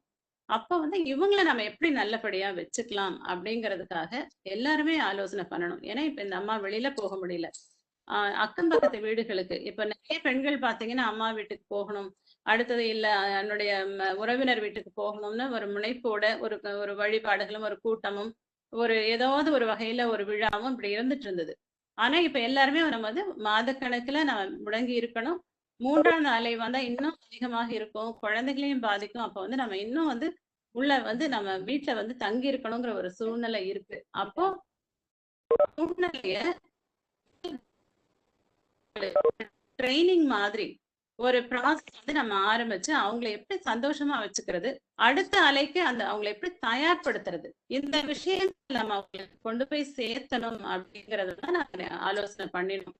அப்ப வந்து நம்ம வந்து ஒரு ஆன்டினேட்டல் கிளாஸஸ் மாதிரி என்ன விஷயங்கள் எல்லாம் இவங்க படிக்கலாம், அந்த டைம்ல என்ன விஷயங்கள்லாம் இவங்க புதுசா கத்துக்கலாம் அந்த குழந்தைக்கு உபயோகமாகிற மாதிரி. அதே போல அந்த முதல்ல இருக்கக்கூடிய குழந்தையாகட்டும், அந்த குழந்தை வளர்கிற சூழ்நிலையில இருக்க அந்த குழந்தையை இவங்க எப்படி பாதுகாப்பா வைத்துக் கொள்வதற்கான வழிமுறைகள் பத்தி நம்ம இவங்களுக்கு என்ன டீச் பண்ண முடியும் அப்படிங்கிற விஷயங்கள் தான் நாங்க நிறைய நேற்று டிஸ்கஸ் பண்ணினோம். இப்போ வாரம் ஒரு வகுப்பாக 7 வாரங்களுக்கு கர்ப்பிணி பெண்களுக்கான ஒரு கிளாஸஸ் வந்து நாங்க வைக்கிறோம். நாங்க திருமதி மீனாட்சி அவர்களுக்கு அந்த லிங்க் அனுப்பி வைக்கிறோம். அது வந்து உங்களுக்கு 1 மணி நேரம் இருக்கும் அந்த கிளாஸ். அந்த கிளாஸ்ல வந்து உங்களுக்கு எல்லாமே வரிசையா ஒரு விஷயமா கொடுத்துட்டே வருவாங்க. அதுல வந்து உங்களுக்கு அந்த 1 வாரத்துக்கும் நீங்க அதை பின்பற்றக்கூடிய வழிமுறைகளையும் நாங்க சொல்லி கொடுப்போம். அப்ப அதை நீங்க ஃபாலோ பண்ணீங்க அப்படின்னாக்க இந்த 7 வாரங்கள் உங்களை நீங்க எப்படி சந்தோஷமா வச்சுக்கிறது. நான் உங்ககிட்ட சொன்ன விஷயம் என்னன்னா அதுல வந்து பாட்டு பாடுறது, இப்ப ஒரு தாலாட்டு பாடல் அம்மா வந்து எப்படி குழந்தைக்கு பாடலாங்கிறத கூட நீங்க ஒரு ட்ரைனிங்கா சொல்லி கொடுங்கன்னு சொல்லியிருக்கோம். இப்ப வந்து ஒரு மியூசிக் ஒரு நம்ம லேர்ன் பண்றோம், நம்ம பாடுறோம் அப்படிங்கிறது மனசை நமக்கு எளிமையாக்கக்கூடிய விஷயமாக இருக்கும். நிறைய ஆராய்ச்சிகளும் பாத்தீங்கன்னா நம்ம பாடல்கள் எல்லாம் உங்களுக்கு நிறைய வகையில உபயோகமாக இருந்திருக்கு அப்படிங்கறதான் சொல்றாங்க சைக்கியாட்ரிஸ்ட் ஆகட்டும் மத்தவங்க. அப்ப வந்து அம்மாவுக்கு தாலாட்டு பாடல்கள் நீங்க சொல்லி கொடுங்க ஒரு வகுப்புல. அவங்க ஒரு வாரம் அதை பிராக்டிஸ் பண்ணணும். அதை பிராக்டிஸ் பண்ணினா அந்த மனசு எளிமையாகக்கூடிய விஷயங்கள் அது. அதே போல நம்ம கலாச்சாரத்துல பாத்தீங்க அப்படின்னா குழந்தைக்காக ஒரு சில விஷயங்கள் என்னென்ன விஷயங்கள் கத்துக் கொடுக்கணுங்கிறதுல கட்டாயமாக இதிகாசங்கள் குழந்தைக்கு தெரியணும்னு சொல்றோம். ராமாயணம் மகாபாரதம் கட்டாயமாக குழந்தைக்கு சொல்லித் தரணும்னு சொல்றோம். அப்ப இந்த டைம்ல நீங்க பேண்டமிக்ல வீட்டுக்குள்ள இருக்கேன் அப்படின்னு நீங்க ஒரு சூழ்நிலை இருக்கு அப்படின்னாக்க நிறைய பேருக்கு நாங்க வரவங்க கிட்ட கேக்குறோம், உங்களுக்கு தெரியுமா ராமாயணம் தெரியுமா மகாபாரதம் தெரியுமா? யாருக்கும் தெரியலன்னு தான் சொல்றாங்க, நான் படிச்சது இல்லைன்னு தான் சொல்றாங்க. இன்னும் ஆச்சரியமான விஷயம், ஒரு 1000 பெண்கள் இருக்கக்கூடிய கூட்டத்துல சுவாமி விவேகானந்தர் உங்களுக்கு தெரியுமான்னு கேட்டா 3 பேர் தான் எனக்கு தெரியும்னு அவருடைய புத்தகங்கள் நான் படிச்சிருக்கேன்னு சொல்றவங்கள பாக்குறேன். அப்ப நல்ல புத்தகங்கள் படிப்பதற்கு உங்களுக்கு நீங்க என்ன விஷயங்கள் கத்துக்கிட்டா குழந்தைக்கு நீங்க அதை கொண்டு போய் சேர்த்தணும்னு உங்களுக்கு எய்ம் பண்ணி அந்த விஷயங்கள் வந்து இவங்களுக்கு நாம கொடுக்கலாம் அப்படிங்கறத நாங்க அந்த ஆன்டினேட்டல் கிளாஸஸ்ல முடிவு பண்ணினோம். அதுல வந்து இவங்க மீனாட்சி இங்க இருக்காங்க. சித்திர ராமாயணம் அப்படிங்கிறதும் சித்திர மகாபாரதம் என்கிற விஷயம் எல்லாம் ராமகிருஷ்ண மடத்துல இருந்து ஒரு எளிமையான சின்ன புக்கா இருக்குங்க. அத வந்து நீங்க நம்ம வந்து ஒரு பிரசண்டா கூட கொடுக்கலாம் அவங்களுக்கு. இந்த டைம்ல அவங்க வந்து ஒரு கதைகள் வந்து படிக்கிறது, கதைகள் படிச்சு முதல் குழந்தைக்கோ இல்ல இப்ப பிறக்கக்கூடிய குழந்தைக்கு நம்ம சொல்லி கொடுக்கக்கூடிய சூழ்நிலையை நாம வந்து அவங்களுக்கு ஏற்படுத்துறது. இந்த மாதிரி ஒரு சின்ன சின்ன மாறுதல்கள். அதே மாதிரி அந்த முதல் குழந்தைக்கு அம்மா மாத்திரம் வச்சுட்டு இருக்காங்க, அவங்க கர்ப்பிணி பார்த்துட்டு குழந்தைய பாத்துக்கிறதுக்கு சிரமமா இருக்கு அப்படின்னாக்க யார் அழகா கதை சொல்லக்கூடிய பெண்கள் இதுல இருக்கீங்களோ அவங்க வந்து நீங்க கதைகள் சொல்லக்கூடிய வகுப்பு இதே மாதிரி நீங்க வந்து ஒரு மீட்டிங் வச்சு அந்த குழந்தைங்களை என்கேஜ் பண்ணலாம். இன்னும் அடுத்த நம்ம வேவ் வரப்ப பாத்தீங்கன்னா குழந்தைகளை தான் அதிகமாக பாதிக்கும்னு சொல்றாங்க. அப்ப குழந்தைகள் வந்து நம்ம வீட்டுக்குள்ள வச்சிருக்கக்கூடிய சூழ்நிலை இருக்கும். அதிக நாள் அந்த குழந்தைங்க ஸ்கூலுக்கு போகாத ஒரு சூழ்நிலையை நம்ம பாக்குறோம். அப்ப அந்த குழந்தைங்க வந்து வீட்லயே முடங்கி கிடப்பது, நீ பக்கத்து நீ பாட்டி வீட்டுக்கு கூட போகக்கூடாதுன்னு நாங்க சொல்லக்கூடிய சூழ்நிலைகள் இப்ப அமைஞ்சிருக்கு. அப்ப அவங்கள எப்படி நம்ம சந்தோஷமா வச்சுக்க போறோம்? அதுக்கு நம்ம இப்ப ரெடியா. அப்போ வந்து நாங்க ஈரோடுல எங்க பெண்களை வந்து நான் தயார் பண்ணி இப்ப வந்து வாரத்துல 2 நாட்கள் அழகா வந்து கதை சொல்லுவாங்க ஒரு அம்மா. அதே மாதிரி அந்த குழந்தைங்களே நாங்க கதை சொல்ல வைக்கிறோம். திருப்பி அம்மா வந்து ஏதோ ஒரு சின்ன சின்ன குட்டி குட்டி கதையா சொல்லி 20 குழந்தைங்க அந்த கிளாஸ்ல கதை சொல்லுவாங்க. அவங்களுக்கு தெரிஞ்ச சின்ன சின்ன கதைகளாக சொல்லுவாங்க. அப்ப நிறைய நாங்க படிக்க வைக்கிறோம் அந்த குழந்தைங்களை வந்து ஒரு சின்ன ஒரு அவ்வளவு ஆர்வமா அந்த குழந்தைங்க பார்ட்டிசிபேட் பண்றாங்க. அதே போல மார்கழி மாசம் எல்லாம் பாத்தீங்கன்னா திருப்பாவை வகுப்புகள் நாங்க நடத்தினோம். அது குழந்தைங்க வந்து படிப்பாங்க, படிச்சு சொல்லுவாங்க, மனப்பாடம் பண்ணி அழகா வந்து அவங்க சொல்றது. இந்த மாதிரி இப்போ உமன் டாக்டர்ஸ் விங்ல வந்து நாங்க பண்ணக்கூடிய உங்களுக்கு லேடி டாக்டர்ஸ் எல்லாருமே இந்த கொரோனா டைம்ல ரொம்ப கஷ்டத்துலதான் வேலை செய்யற மாதிரி இருக்கு. வீட்டு வேலைகளும் செய்ய வேண்டியதா இருக்கு. ஏன்னா இப்போ இருக்க சூழ்நிலை வெளியில இருந்து ஒரு நபர் வீட்டுக்கு வந்துட்டு போறாங்கிறது கஷ்டமா இருக்கு. பிசிக்கலாவும் நிறைய வேலை செய்யறாங்க. அதே மாதிரி கொரோனா வார்ட்லயும் நிறைய பெண் டாக்டர்கள் வேலை செய்யறாங்க. அப்ப அவங்கள எப்படி நம்ம வந்து கொஞ்சம் ஃப்ரீயா மைண்ட் ஃப்ரீயா வச்சுக்கிறதுக்கு அப்படிங்கிறதுக்கான வேலைகள் நாங்க நிறைய பாக்குறோம். ஒரு கிட்டத்தட்ட ஒரு வருடத்துல பாத்தீங்கன்னா நாங்க பெண் மருத்துவர்கள் நடுவுல ஒரு 250 ப்ரோக்ராம்ஸ் எல்லாம் போன வருஷம் பண்ணியிருக்கோம்.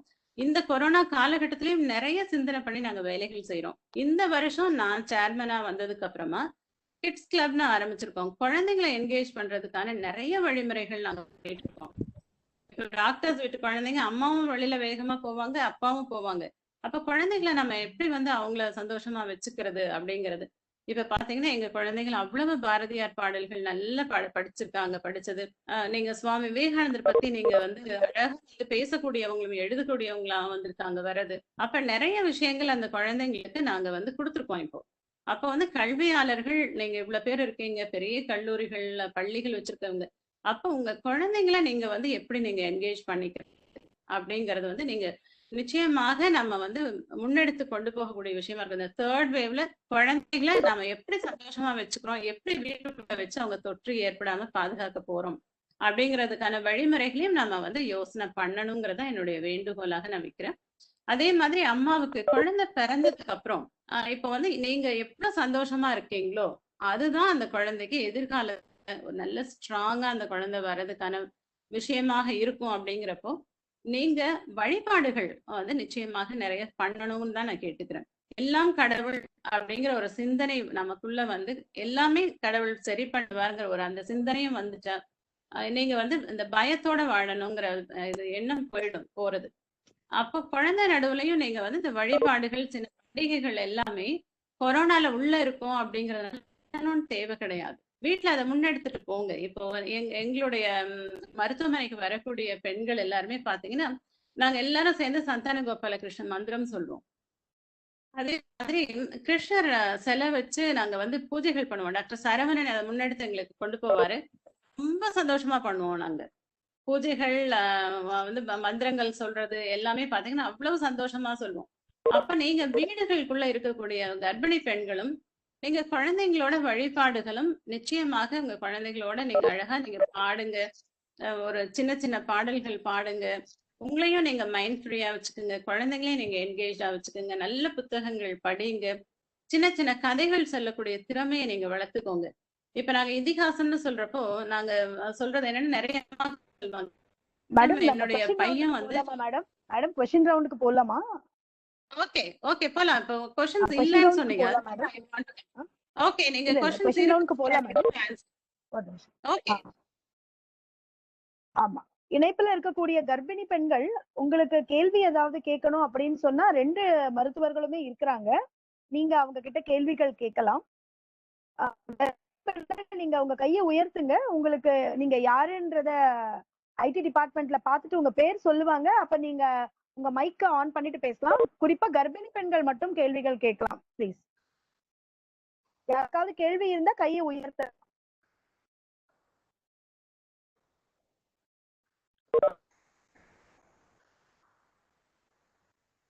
ஹோஸ்ட் யார் கை உயர்த்துறாங்கன்னு பார்த்து அவங்க பேர் சொல்லுங்க.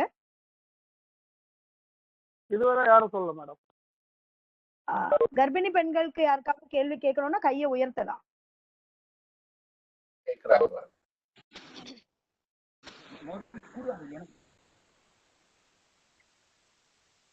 யாருக்கு கேள்வி கேட்கணுமோ மைக் ஆன் பண்ணிட்டு கேள்வி கேட்கலாம்.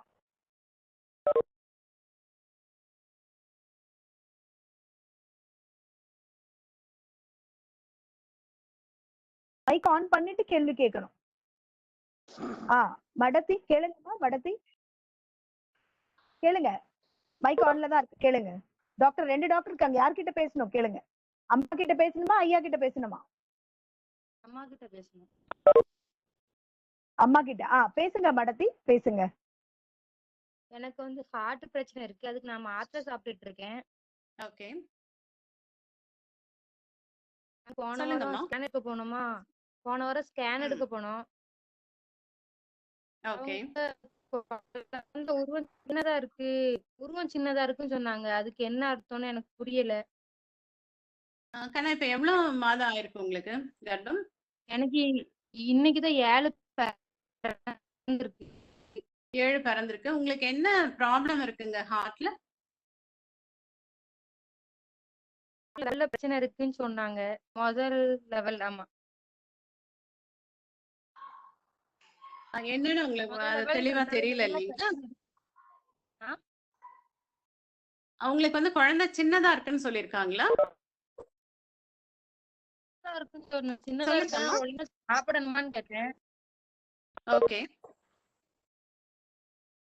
அதுக்கு இல்ல உனக்கு ஹார்ட் பிரச்சனை இருக்குல்ல, அதனால அப்படிதான் இருக்கும் அப்படி சொன்னாங்க. ஓகே கண்ணா தண்ணி நல்லா இருக்குன்னு சொன்னாங்களா? குழந்தைய சுத்தி இருக்கக்கூடிய தண்ணி நல்லா இருக்குன்னு சொன்னாங்களா? அதெல்லாம் நல்லாதான் இருக்குன்னு சொன்னாங்க. நல்லா இருக்குன்னு சொன்னாங்க. உங்களுக்கு குழந்தையோட அசைவு நல்லா தெரியுதா? அசைவனும் நல்லா தெரியுது. நல்லா தெரியுது இல்லைங்களா? வெயிட் கம்மியா இருக்குமா அப்படின்ட்டு அதை யோசிச்சா, அப்ப எதுக்கு அவங்க உருவம் சின்னதா இருக்குன்னு சொல்லணும் அப்படின்ட்டு எங்க அத்தை கேட்டாங்க. அதான் எனக்கு தெரியல. கண்ணா இப்ப வந்து நீங்க சொல்றது நீங்க எவ்வளவு வெயிட் இருப்பீங்க? நீங்க எவ்வளவு எடை இருப்பீங்க? உங்களுடைய எடை எவ்வளவு இருக்கீங்க? எடைக்கு 53. 53 இருக்கீங்க. இப்ப 7 மாதத்துல நீங்க 53 இருக்கீங்க. நீங்களே ஒரு சின்ன பொண்ணாதானே இருந்திருப்பீங்க. இப்ப ஒரு 6-7 கிலோ ஏறி இருப்பீங்க இல்லையா வெயிட் பிரெக்னன்சில? ஃபர்ஸ்ட் நான் 40 எனக்கு 40 இருந்துச்சு. 40 தான் இருந்திருக்கீங்க. நீங்களே வந்து ஒரு எடை குறைவா தானே இருந்திருக்கீங்க இந்த வயதிற்கு. அதனால உங்களுக்கு உங்களுக்கு இருக்கக்கூடிய குழந்தையும் ஒரு சின்ன குழந்தையாக இருக்கிறதுக்கு வாய்ப்புகள் இருக்கலாங்க. நீங்க உங்க சைஸுமே நீங்க எடையுமே கம்மியா இருக்கிறதுனால அப்படி இருக்கலாம். உங்களுக்கு வந்து தண்ணி நல்லா இருக்கு, உங்களுக்கு வந்து அசைவு நல்லா இருக்கு அப்படின்னு டாக்டர் வந்து அதை ஒரு பெரிய கன்சர்னா உங்ககிட்ட சொல்லல. சின்ன குழந்தையா இருக்கு அப்படின்னு சொன்னா நீங்க வந்து எடை குறைவா இருந்தவங்களா இருந்திருக்கீங்க, அதனால கூட இருக்கலாம். அதை பத்தி கவலைப்பட வேண்டாம். உங்களுக்கு ஏதாவது சந்தேகம் இருக்கு அப்படிங்கறத அந்த ஸ்கேன் பண்ண டாக்டர்கிட்ட நீங்க அடுத்த தடவை போறப்ப தெளிவா கேட்கலாம். இதற்காக கவலையோட இருக்கணும்னு அவசியம் கிடையாது. சொல்லுங்க. தூத்துக்குடியில பார்க்க சொன்னாங்க. அங்க இப்போ கொரோனா டைம்ல போக முடியாதுன்னு திருச்செந்தூர்ல பார்த்தோம். அவங்க அப்படி சொன்ன உடனே எனக்கு எப்படி புரிஞ்சுக்கிட்டதுன்னே தெரியல. அதான் இல்ல நீங்க வந்து தண்ணி நல்லா இருக்கு, அசைவு நல்லா இருக்குன்னா இதை நீங்க பெரிய கவலையை எடுக்க வேண்டாம். நீங்க உங்க எப்பவும் பார்க்கக்கூடிய டாக்டர்கிட்ட அந்த ஸ்கேன் ரிப்போர்ட்டை நீங்க வாட்ஸ்அப் மூலமா அனுப்பிச்சு அவங்க கிட்ட சந்தேகம்னா நிச்சயமாக கேட்கலாம். நீங்க கவலைப்பட தேவையில்லை. அசைவு கவனிச்சுக்கோங்க. அசைவு நல்லா இருக்கு அப்படின்னா இப்ப நல்ல ஊட்டச்சத்து நீங்க எடுங்க. புரோட்டீன் சத்து உள்ளது நீங்க வந்து முட்டைகள் சாப்பிடலாம், சுண்டல் சாப்பிடலாம், பயிர் வகைகள், நல்ல காய்கறிகள் எல்லாம் சாப்பிடுங்க. உங்க பிரெக்னன்சில எவ்வளவு வெயிட் ஏறி இருக்கீங்கன்னு தெரியுமா உங்களுக்கு இந்த 7 மாதத்துல? தெரியல. நான் ஃபர்ஸ்ட் மாசமா இருக்கும்போது 40 இருந்தேன். இப்ப 13 கிலோ ஏறி இருக்கீங்களா? ஆமா. இது முதல் குழந்தையா? முதல் குழந்தை. முதல் குழந்தை. 13 கிலோங்கிறது 7 மாசத்துக்கு அதிகமான வெயிட் தான் அது. அதனால நீங்க கவலையோட இருக்க வேண்டாம். உங்க டாக்டர்கிட்ட வந்து வாட்ஸ்அப் வழியாக உங்க ரிப்போர்ட் அனுப்புங்க. அவங்க கிட்ட நீங்க வந்து நிச்சயமாக போன் வழியா நீங்க அதை பத்தின விளக்கம் கேட்கறது சரிங்களா? அவங்க உங்களை ரெகுலரா பார்த்துட்டு இருக்காங்க. அவங்க உங்களுக்கு விளக்கம் கரெக்டா சொல்ல முடியும். Okay madam. கவலைப்படாதீங்க. நீங்க உங்களுக்கு ஹார்ட் டிசீஸ் இருக்குங்கிறத நீங்க வந்து ரொம்ப ஸ்ட்ரிக்டா கவனமா இருக்கணும். இப்ப வந்து 7 மாதம் ஆயிடுச்சு. அதனால வீட்டுல வந்து இருக்கவங்க எல்லாரும் கவனமாக இருக்கணும், நீங்களும் கவனமாக இருக்கணும். சரிங்களா? ஓகே. மடத்தி ரொம்ப பயப்படாதீங்க. நல்ல ஆகாரம் சாப்பிடுங்க, நல்ல காற்றோட்டமான இடத்துல இருங்க, நல்ல சாமி ஸ்லோகங்கள் எல்லாம் உங்களுக்கு பிடிச்ச தெய்வங்களை வந்து வணங்குங்க. அம்மா சொன்ன மாதிரி நிச்சயமாவே உங்களுக்கு நல்லபடியா குழந்தை பிறக்கும். அடுத்த தடவை டாக்டர் கிட்ட போகும்பொழுது நல்லபடியாவே உங்களுக்கு நல்ல செய்திகள் வரும். வாழ்த்துக்கள். அடுத்து டாக்டர் ரேவதி ஒருத்தவங்க மெசேஜ் அனுப்பிச்சிருந்தாங்க பேசணும்னு சொல்லிட்டு. டாக்டர் ரேவதி, நீங்க யார்கிட்ட பேசணும்? சார் கிட்ட பேசணுமா, டாக்டர் மேடம் கிட்ட பேசணுமா? பேசுங்கம்மா. சொல்லுங்கம்மா. சின்ன டவுட் மேம். என்ன பிரைவேட் பிராக்டிஷனர் எம்டி ஃபேமிலி பேசுங்கம்மா. MD family medicine private practitioner madam. Just பார்த்துட்டு தான் இருக்கேன். பட் இது ஒரு ரூல் வந்து கவர்மெண்ட் பிரெக்னன்ட் பேஷண்ட்டும் பாசிட்டிவா இருக்கு அப்படின்னா கட்டாயமா கவர்மெண்ட்ல ரிப்போர்ட் பண்ண அப்படின்றாங்க. அது நெசசரியா மேடம்? ஆமாங்க, நிச்சயமாக பண்ணணும். பிரெக்னன்ட் லேடிஸ் மாத்திரம் இல்லைங்க. 3 நாட்கள் காய்ச்சல் இருக்கு, அவங்களுக்கு டெஸ்ட் எடுத்திருக்கோம் அப்படின்னாலே நீங்க அருகில் இருக்கக்கூடிய ஆரம்ப சுகாதார நிலையத்துக்கு நீங்க தகவல் தெரிவிக்கணுங்க. கர்ப்பிணி பெண்கள்லாம் இன்னும் சொல்லுங்க. அது தகவல் தெரிவிக்கிறோம் மேடம். பட் கட்டாயமா வந்து ஹோம் குவாரண்டைன் அப்படின்றது வந்துட்டு நம்ம கொடுக்க கூடாதுங்களா? இல்ல, நீங்க வந்து கவர்மெண்ட் ட்ரையாஜ்னு இருக்குங்க, அங்க மருத்துவர்கள் இருக்காங்க, அங்க பரிசோதனைகள் எடுக்கிறாங்க. அவங்க கிட்ட அனுப்பிச்சு அவங்க அட்வைஸ் நீங்க கேட்டுக்கணும். அவங்க ஹோம் குவாரண்டைன் அட்வைஸ் பண்ணினாங்க அப்படின்னாக்க அந்த ஆரம்ப சுகாதார நிலையத்தில் இருக்கக்கூடிய செவிலியருடைய கண்காணிப்புல அந்த அம்மா இருக்கணுங்க. இதுல ஒரு முக்கியமான ஒரு விஷயம் நான் பேசும்போது சொல்லாம விட்ட விஷயம். அதாவது இந்த கொரோனாவுடைய அறிகுறிகள் அப்படின்னு பார்க்கும் பொழுது சுவை மனம் தெரியாமல் இருத்தல், சளி, இருமல், காய்ச்சல், உடல்வலி, தலைவலி, சில நேரங்கள்ல வந்து வயிற்றுப்போக்கு, இந்த மாதிரி வந்து அறிகுறிகள் வந்துட்டு இருக்கும். இதுல வந்து இந்த மூச்சு திணறல் அப்படிங்கிற அறிகுறியை பத்தி நான் சொல்லல. ஏன் சொல்லலை அப்படின்னு சொன்னா, மூச்சு திணறல்ங்கிறது வந்து ரொம்ப ஆக்சிஜன் அளவு வந்து ரொம்ப குறையும் பொழுதுதான் அந்த மூச்சு திணறல் வந்து ஏற்படும்.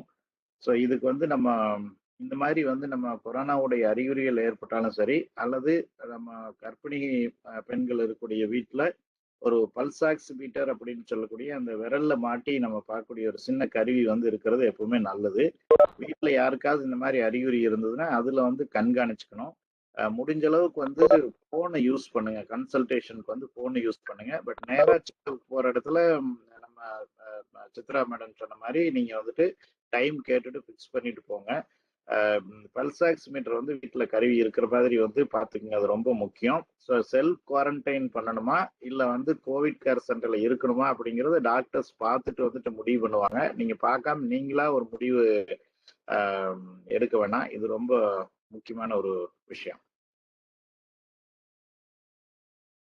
நல்ல விஷயம். இணைப்புல நம்மளோட டாக்டர் சி.கே. சரஸ்வதி அம்மாவும் இருக்கிறாங்க. மேடம், நீங்க ஒரு நிமிடம் 2 நிமிடம் பேசினா ரொம்ப நல்லா இருக்கும். நேரம் வந்து நான் ரொம்ப கம்மியா சொல்றேன்னு நினைக்காதீங்க, நேரத்தின் அருமை கருதி. அம்மா இணைப்புல இருக்கிறாங்க, மொடக்குறிச்சியினுடைய சட்டமன்ற உறுப்பினர் டாக்டர் சி.கே. சரஸ்வதி அம்மா. அம்மா இணைப்புல இருக்கீங்களா? இருக்கேன். எல்லாருக்கும் வணக்கம். கேக்குது? நமஸ்காரம்மா. நமஸ்காரம். வணக்கம். வணக்கம்மா. வணக்கம்மா. டாக்டர் சித்ரா எல்லாமே டீட்டெயிலா சொல்லிட்டாங்க. ஆனா 32 வாரம் 28 வாரத்துக்கு மேல இருக்கிற கர்ப்பிணி பெண்கள் 22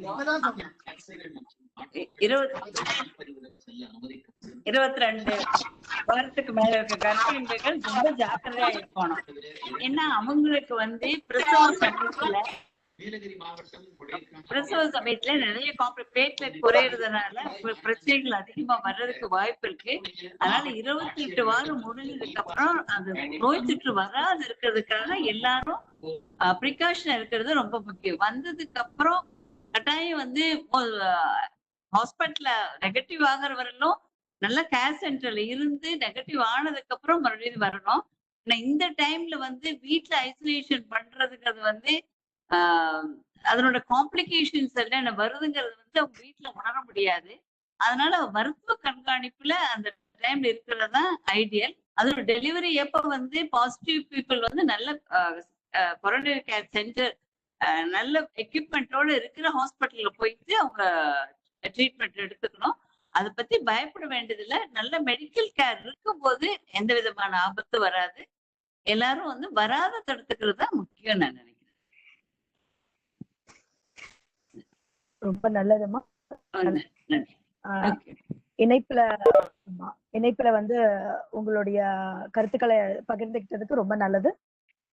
வேற யாருக்காவது டாக்டர்ஸ் கிட்ட கேள்வி கேட்கணுமா, இல்ல நிகழ்ச்சியை இதோட நிறைவு பண்ணிக்கலாமா? யாருக்காவது கேள்விகள் உண்டா?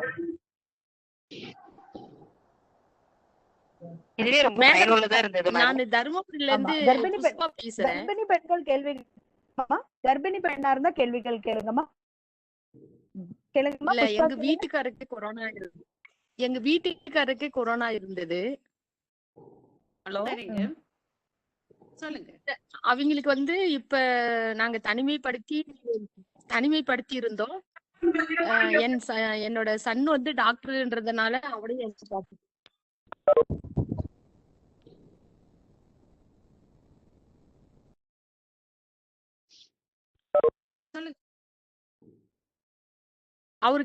அவரு நாங்க வெளியே கொண்டு வந்து இப்ப 40 நாள் ஆயிடுச்சுங்க மேடம். எங்களுக்கு எதுவும் பிரச்சனை வராதுங்களா? இல்லைங்கம்மா, எதுவும் வராதுங்க. 40 நாட்களுக்கு அப்புறம் கவலைப்படுறீங்க? 14 நாட்கள் தானே தனிமைப்படுத்த சொல்றாங்க. ஐசியூ மாதிரி ட்ரீட்மெண்ட்ல இருந்தா மாத்திரம்தான் இன்னும் அதிக நாள் 21 நாட்களுக்கு தனிமை இருக்கும். இப்ப 40 நாட்களுக்கு நீங்க கவலைப்பட தேவையில்லைங்க. நார்மலா இருங்க. நாங்க 22 நாளே தனிமையை வச்சிருந்தோம்.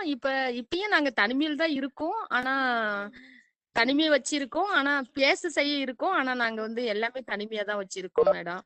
ஒன்னும் பிரச்சனை வராதுங்களா ஒன்னா இருந்தா? எதுவும் பிரச்சனை வராதுங்க, கவலைப்படாதீங்க. பிரச்சனை வராதுங்க. வீட்டுல தடுப்பூசி போடாம இருந்தீங்கன்னா போட்டுக்கங்க. அவருக்கு வந்து கொரோனா வந்ததுனால அவர் 3 மாசம் கழிச்சு தடுப்பூசி போட்டா போதும். அவர் ஃபர்ஸ்ட் டோஸ் போட்டாருங்க சார். அவர் கண்டக்ட்ன்றதுனால ஃபர்ஸ்ட் டோஸ் போட்டாரு. செகண்ட் டோஸ் வந்து அப்போ அந்த கோவிஷீல்டு போட்டிருந்தாருன்னா கொரோனா வந்ததுல இருந்து 12 வாரம் கழிச்சு போட்டுக்கங்க.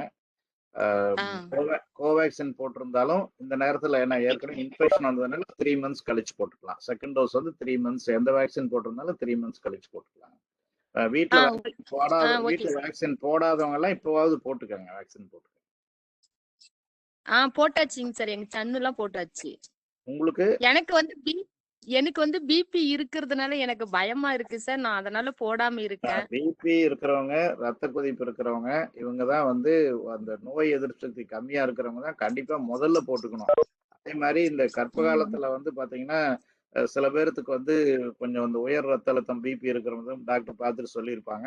அதே மாதிரி சில பேர்த்துக்கு வந்து இந்த கர்ப்ப காலத்துல வந்து கொஞ்சம் சர்க்கரை அளவு அதிகமா இருக்கும். அந்த மாதிரி இருக்கிறவங்க இன்னும் கொஞ்சம் கூடுதல் மற்றவங்களை விட இன்னும் கொஞ்சம் கூடுதல் கவனமா வந்துட்டு இருக்கணும்.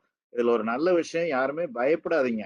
கர்ப்பிணிகளுக்கு வந்து பாதிப்பு ஏற்படுவது, பிறக்கக்கூடிய குழந்தைகளுக்கு, சின்ன குழந்தைகளுக்கு பாதிப்பு ஏற்படுவது வந்து அரிதினும் அரிதாகத்தான் இருக்கு. அதனால வந்து நீங்க வந்து மன ரீதியா வந்து இந்த நேரத்துல வந்து நீங்க தைரியமா இருக்கணும். ஐயோ நமக்கு வந்துட்டு வந்துருமா, வந்தா என்ன ஆயிரும், வயிற்று இருக்கிற குழந்தைக்கு என்ன ஆகும், பிறக்கிற குழந்தைக்கு என்ன ஆகும், இந்த மாதிரி எல்லாம் வந்து நீங்க வந்து மனதை வந்து கவலையில் ஆழ்த்தாமல், மேடம் வந்து அழகா வந்து சஜஷன் சொன்னாங்க.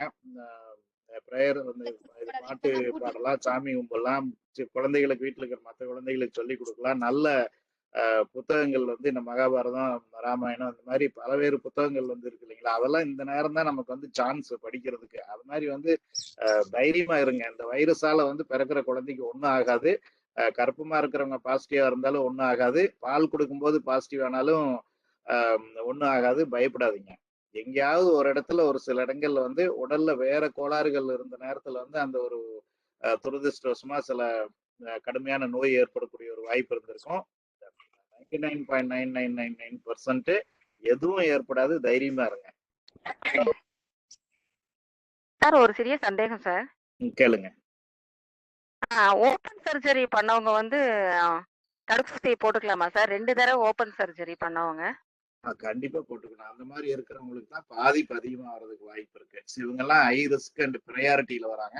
போடாம இருந்தீங்கன்னா உடனே போட்டுக்கோங்க, ஒன்றும் ஆகாது. போட்டு அப்புறம் சார் என் ஹஸ்பண்ட் வந்து 3 மாசம் ஆகுது சார். கோவிட் வந்தது. தஞ்சாவூர்ல இருந்துட்டு தனிமையில வந்து 21 நாள் இருந்து இப்ப 3 மாசம் ஆச்சு. அவருக்கு இப்ப ஊசி போடலாமா சார்? தடுப்பூசி போடலாமா?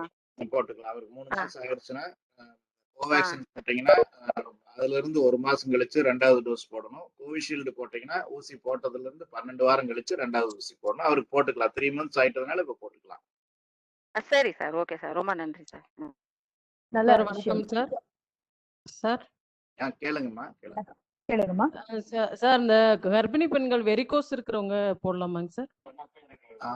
அதாவது கர்ப்பிணி பெண்களுக்கு வந்து இப்ப தடுப்பூசி போடுறதுக்கு மத்திய அரசுடைய வழிகாட்டுதல்கள் வந்து இல்லை.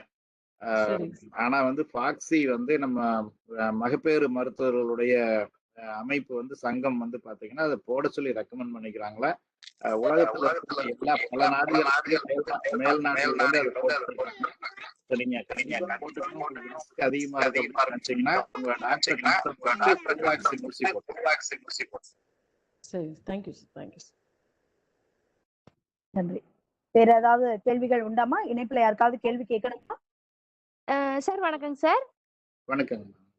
வணக்கம் சார். சுகர் பேஷண்ட்ஸும் பிளட் பிரஷர் இருக்கவங்க எல்லாரும் தடுப்பூசி போட்டதுக்கு அப்புறம் என்னென்ன ஃபுட் பண்ணணுங்க சார்? அது மாதிரி கொஞ்சம் நல்லா இருக்குங்க சார். இல்ல, தடுப்பூசி போடுறவங்க வந்து தனியா அவங்க வந்து அதுக்குன்னு ஒரு ஃபுட்டு சாப்பிடணும் அப்படிங்கிறது ஒண்ணும் இல்லை. ஊசி போடுறதுக்கு முன்னாடி அவங்க வந்து சாப்பிட்டுட்டு போகணும். வெறும் வயிற்றுல போகக்கூடாது. ஊசி போட்டதுக்கு அப்புறம் ஒரு 1/2 மணி நேரம் அங்க இருந்துட்டு வரணும். பிபி அதிகமா இருக்கிறவங்க உப்பு கம்மியா போட்டு சாப்பிடணும், கொழுப்பு கம்மியா சாப்பிடணும். சுகர் இருக்கிறவங்க வந்து கீரைகள் அந்த மாதிரி சர்க்கரை அதிகமா இருக்கக்கூடிய உணவு வகைகளை தவிர்க்க வேண்டும் அப்படின்னு சொல்லி வழக்கமா வந்து நம்ம வந்து சொல்லியிருக்கிறத பின்பற்றினாலே போதும். இந்த ஊசி போடுறதுக்கும் ஒரு குறிப்பிட்ட ஸ்பெஷல் டயட்டுக்கும் சம்மந்தம் இல்லை. ஓகேங்க சார், தேங்க்யூ சார். வணக்கம் சார். வணக்கம் சார். வணக்கங்க. முதல் டோஸ் தடுப்பூசி கோவிஷீல்டு போட்டிருக்கோங்க சார், நானும் என்னுடைய கணவரும். 2வது டோஸும் அதே கோவிஷீல்டு தான் போடணுமாங்க சார்? அதே தடுப்பூசி தான் போடணும், மாத்தி போடக்கூடாதுங்க. என்ன காரணம்னா இப்ப வந்து இது கோவேக்சின்ங்கிறது ஒரு முறையில வந்து ஒரு கில்டு வேக்சின், அது ஒரு மெத்தடாலஜி பயன்படுத்தி தயாரிக்கிறாங்க. கோவிஷீல்டுங்கிறது வந்து ரீகாம்பினன்ட் பயோடெக்னாலஜி பயன்படுத்தி தயாரிக்கிறாங்க. அதனால ஃபர்ஸ்ட் டோஸ் என்ன ஊசி போட்டோமோ அதே ஊசி தான் செகண்ட் டோஸ் போடணும். இப்ப கவர்மெண்ட் கால அளவு தாண்டிட்டாங்களே, அதனால ப்ராப்ளம் இருக்காது சார்.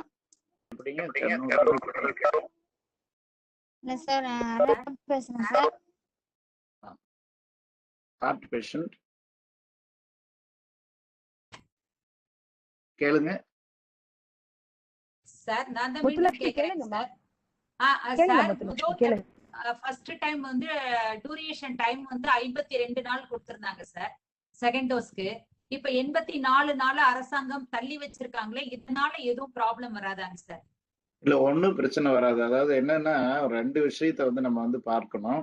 ஒண்ணு, அதாவது ஒரு தடுப்பூசி இன்னொரு தடுப்பூசிக்கு இடைப்பட்ட காலம் வந்து நம்ம வந்து 1 மாதம் அப்படிங்கிறது நமக்கு எல்லாமே தெரியும். சின்ன குழந்தைகளுக்கு எல்லாம் பாத்தீங்கன்னா 1.5 மாசத்துல ஒரு ஊசி போடுறோம், 1 மாசம் கழிச்சு 2.5 மாசம் ஊசி போடுறோம், 2.5 மாசம் கழிச்சு மறுபடியும் வந்துட்டு பாத்தீங்கன்னா 3.5 மாசத்துல ஊசி போடுறோம். ஒரு மாசம் இடைவெளியில தான் நம்ம அந்த ஊசி போடுறோம். அந்த 9 மாசம் கழிச்சு 10வது மாசம் போடக்கூடிய ஊசி வந்து மீசல்ஸ் ரூபல்லா வேக்சின் வந்து அதுக்கு இடையில கேப் போட்டு போடுறோம். அடுத்த பூஸ்டர் வந்து பாத்தீங்கன்னா 1.5 வருஷத்துல வந்து நம்ம போடுறோம். அது மாதிரி ஒரு தடுப்பூசிக்கு இன்னொரு தடுப்பூசிக்கும் ஒரு கால அளவு இருக்கு. அதுல குறைந்த அளவு கால அளவுங்கிறது வந்து 1 மாசம். கோவிஷீல்டுக்கு வந்து ஏன் வந்து கொஞ்சம் அதிகப்படுத்தி வச்சிருக்காங்கன்னா ஒரு 2 காரணம். ஒரு தடுப்பூசி போட்டாலே அதுல நல்ல ஒரு பெனிஃபிட் கிடைக்குதுங்கிறது ஒரு காரணம். இன்னொரு காரணம் வந்து அந்த இடைவெளியை அதிகப்படுத்தும் பொழுது அந்த பெனிஃபிட் வந்துட்டு இன்னும் கொஞ்சம் நல்லா இருக்குது அப்படிங்கிறது இன்னொரு காரணம். அடுத்தது இன்னொரு காரணம் வந்து பாத்தீங்கன்னா 2 தடுப்பூசி எல்லாருக்கும் போட்டிருக்கிறத விட ஒரு தடுப்பூசியாவது எல்லாருக்கும் கிடைச்சிருந்ததுன்னா அந்த பாதுகாப்பு அதிகமாகும் அப்படிங்கிறதுக்கான ஒரு காரணம் இருக்கு. ஸோ அது இந்த பல்வேறு காரணங்களை வச்சுதான் அதுக்கு வந்துட்டு கேப் வந்து இன்க்ரீஸ் பண்ணியிருக்காங்க. ஏற்கனவே சில பேர் 6 வாரம் கேப்ல போட்டிருப்பாங்க, சில பேர் 10 வாரம் கேப்ல போட்டிருப்பாங்க. அதெல்லாம் ஒன்றும் பிரச்சனை கிடையாது. இப்போ கொடுத்துருக்கிற கைட்லைன் வந்து 12 வாரம் கேப், 12 வாரம் கழிச்சு நம்ம போட்டுக்கலாம். நன்றி நன்றி. இணைப்புல வந்த அத்தனை பேருக்கும் நன்றி. நன்றி உரை நெல்லையம்மா. ஹலோ மோகனப்பிரியா அக்கா, நிகழ்ச்சியின் நிறைவாக நன்றியுரை ஆற்ற வருகிறார் நமது மகளிர் அணியின் மாநில பொதுச் செயலாளர் திருமதி நெல்லையம்மாள் அக்கா அவர்கள். அனைவருக்கும் வணக்கம். விழித்திரு வென்றிடு கர்ப்பிணி பெண்களுக்கான காணொலி கூட்டத்திற்கு தலைமையேற்று நடத்திய எங்களது அன்பு சகோதரி திருமதி மீனாட்சி, மாநில தலைவர் திருமதி மீனாட்சி நிக்கில் சுந்தர் அக்கா அவர்களுக்கும், இங்கு கர்ப்பிணி பெண்களுக்காக ஆலோசனை வழங்கிய டாக்டர் குழந்தைசாமி ஐயா அவர்களுக்கும், டாக்டர் சித்ராமா அவர்களுக்கும், டாக்டர் முடக்குறிச்சி சட்டமன்ற தொகுதி உறுப்பினர் டாக்டர் சரஸ்வதி அம்மா அவர்களுக்கும், மற்றும் இந்த காணொலி கூட்டத்திற்கு சிறப்பாளராக வந்திருந்த மகளிரணி பிரபாரி உமா ரதிரஜன் அக்கா அவர்களுக்கும், மாநில செயலாளர் சுமதி வெங்கடேசன் அக்கா அவர்களுக்கும், இந்த காணொலி கூட்டத்தை சிறப்பாக நடத்தி கொண்டிருந்த ஐடி லிங்க் பிரிவு கோபிகண்ணன் திரு செந்தில் அவர்களுக்கும், மேலும் இந்த கர்ப்பிணி கூட்டத்துக்கு கர்ப்பிணி பெண்கள் நிறைய பேர் பங்கெடுத்துக்கிட்டாங்க, அவர்களுக்கும் இந்த கூட்டத்திற்கு வந்துள்ள மாவட்ட நிர்வாகிகள், மாநில நிர்வாகிகள் அனைவருக்குமே மகளிரணி சார்பாக நன்றியை தெரிவித்துக் கொள்கிறோம். இன்னும் குறிப்பா டாக்டர் சரவணன் அவர்களுக்கும் நன்றி. டாக்டர் சரவணன் அவர்களுடைய வழிகாட்டுதல்ல தான் நமக்கு டாக்டர் குழந்தைசாமி அண்ணா அவர்களும் சித்ராமா அவர்களும் இணைப்புல வந்தாங்க. அதனால சிறப்பா அவர்களுக்கும், நம்மளோட இன்னைக்கு இணைப்புல வர முடியாம ஒரு முக்கியமான வேலை விஷயமா வெளியில போயிருந்தாலும் நம்மளுடைய தேசிய தலைவர் அக்கா வானதி ஸ்ரீனிவாசன் அவர்களுக்கும் அவர்களுடைய வழிகாட்டுதலுக்கு என்றென்றும் அவர்களுக்கும் மனமார்ந்த நன்றி. இணைப்புல வந்து நமக்காக இவ்வளவு நேரம் செலவு பண்ணி மக்கள் கிட்ட பேசி அவங்களுடைய கருத்துக்களை வந்து பகிர்ந்துகிட்டதுக்கு நம்மளோட 2 டாக்டர் அவர்களுக்கும் நன்றி. அண்ணா நன்றி, அண்ணா அம்மா நன்றி அம்மா. இருவருக்கும் நன்றி. இணைப்புல வந்த அத்தனை சகோதரிகளுக்கும் நன்றி. மற்றும் ஒரு முறை நல்ல ஒரு விழிப்புணர்வு நிகழ்ச்சியோட விழித்திரு வென்றிடு, இது ஒரு தொடர் பயணம் தான். முதல்ல ரொம்ப லட்சுமிகரமா மகளிருக்கான ஒரு நிகழ்ச்சியா இது தொடங்கி இருக்கு. விழித்திடு வென்றிடு நிறைய நிலையில உங்களுக்கு நிறைய விழிப்புணர்வு கொடுக்கும்ன்றத நாங்க உறுதியா நம்புறோம். வாழ்த்துக்கள். இணைப்புல வந்த அத்தனை பேருக்கும் நன்றி. நன்றி, வணக்கம். வணக்கம். நன்றி மேடம். நன்றி அக்கா. ஆமா, முடிச்சுக்கலாம். நன்றி.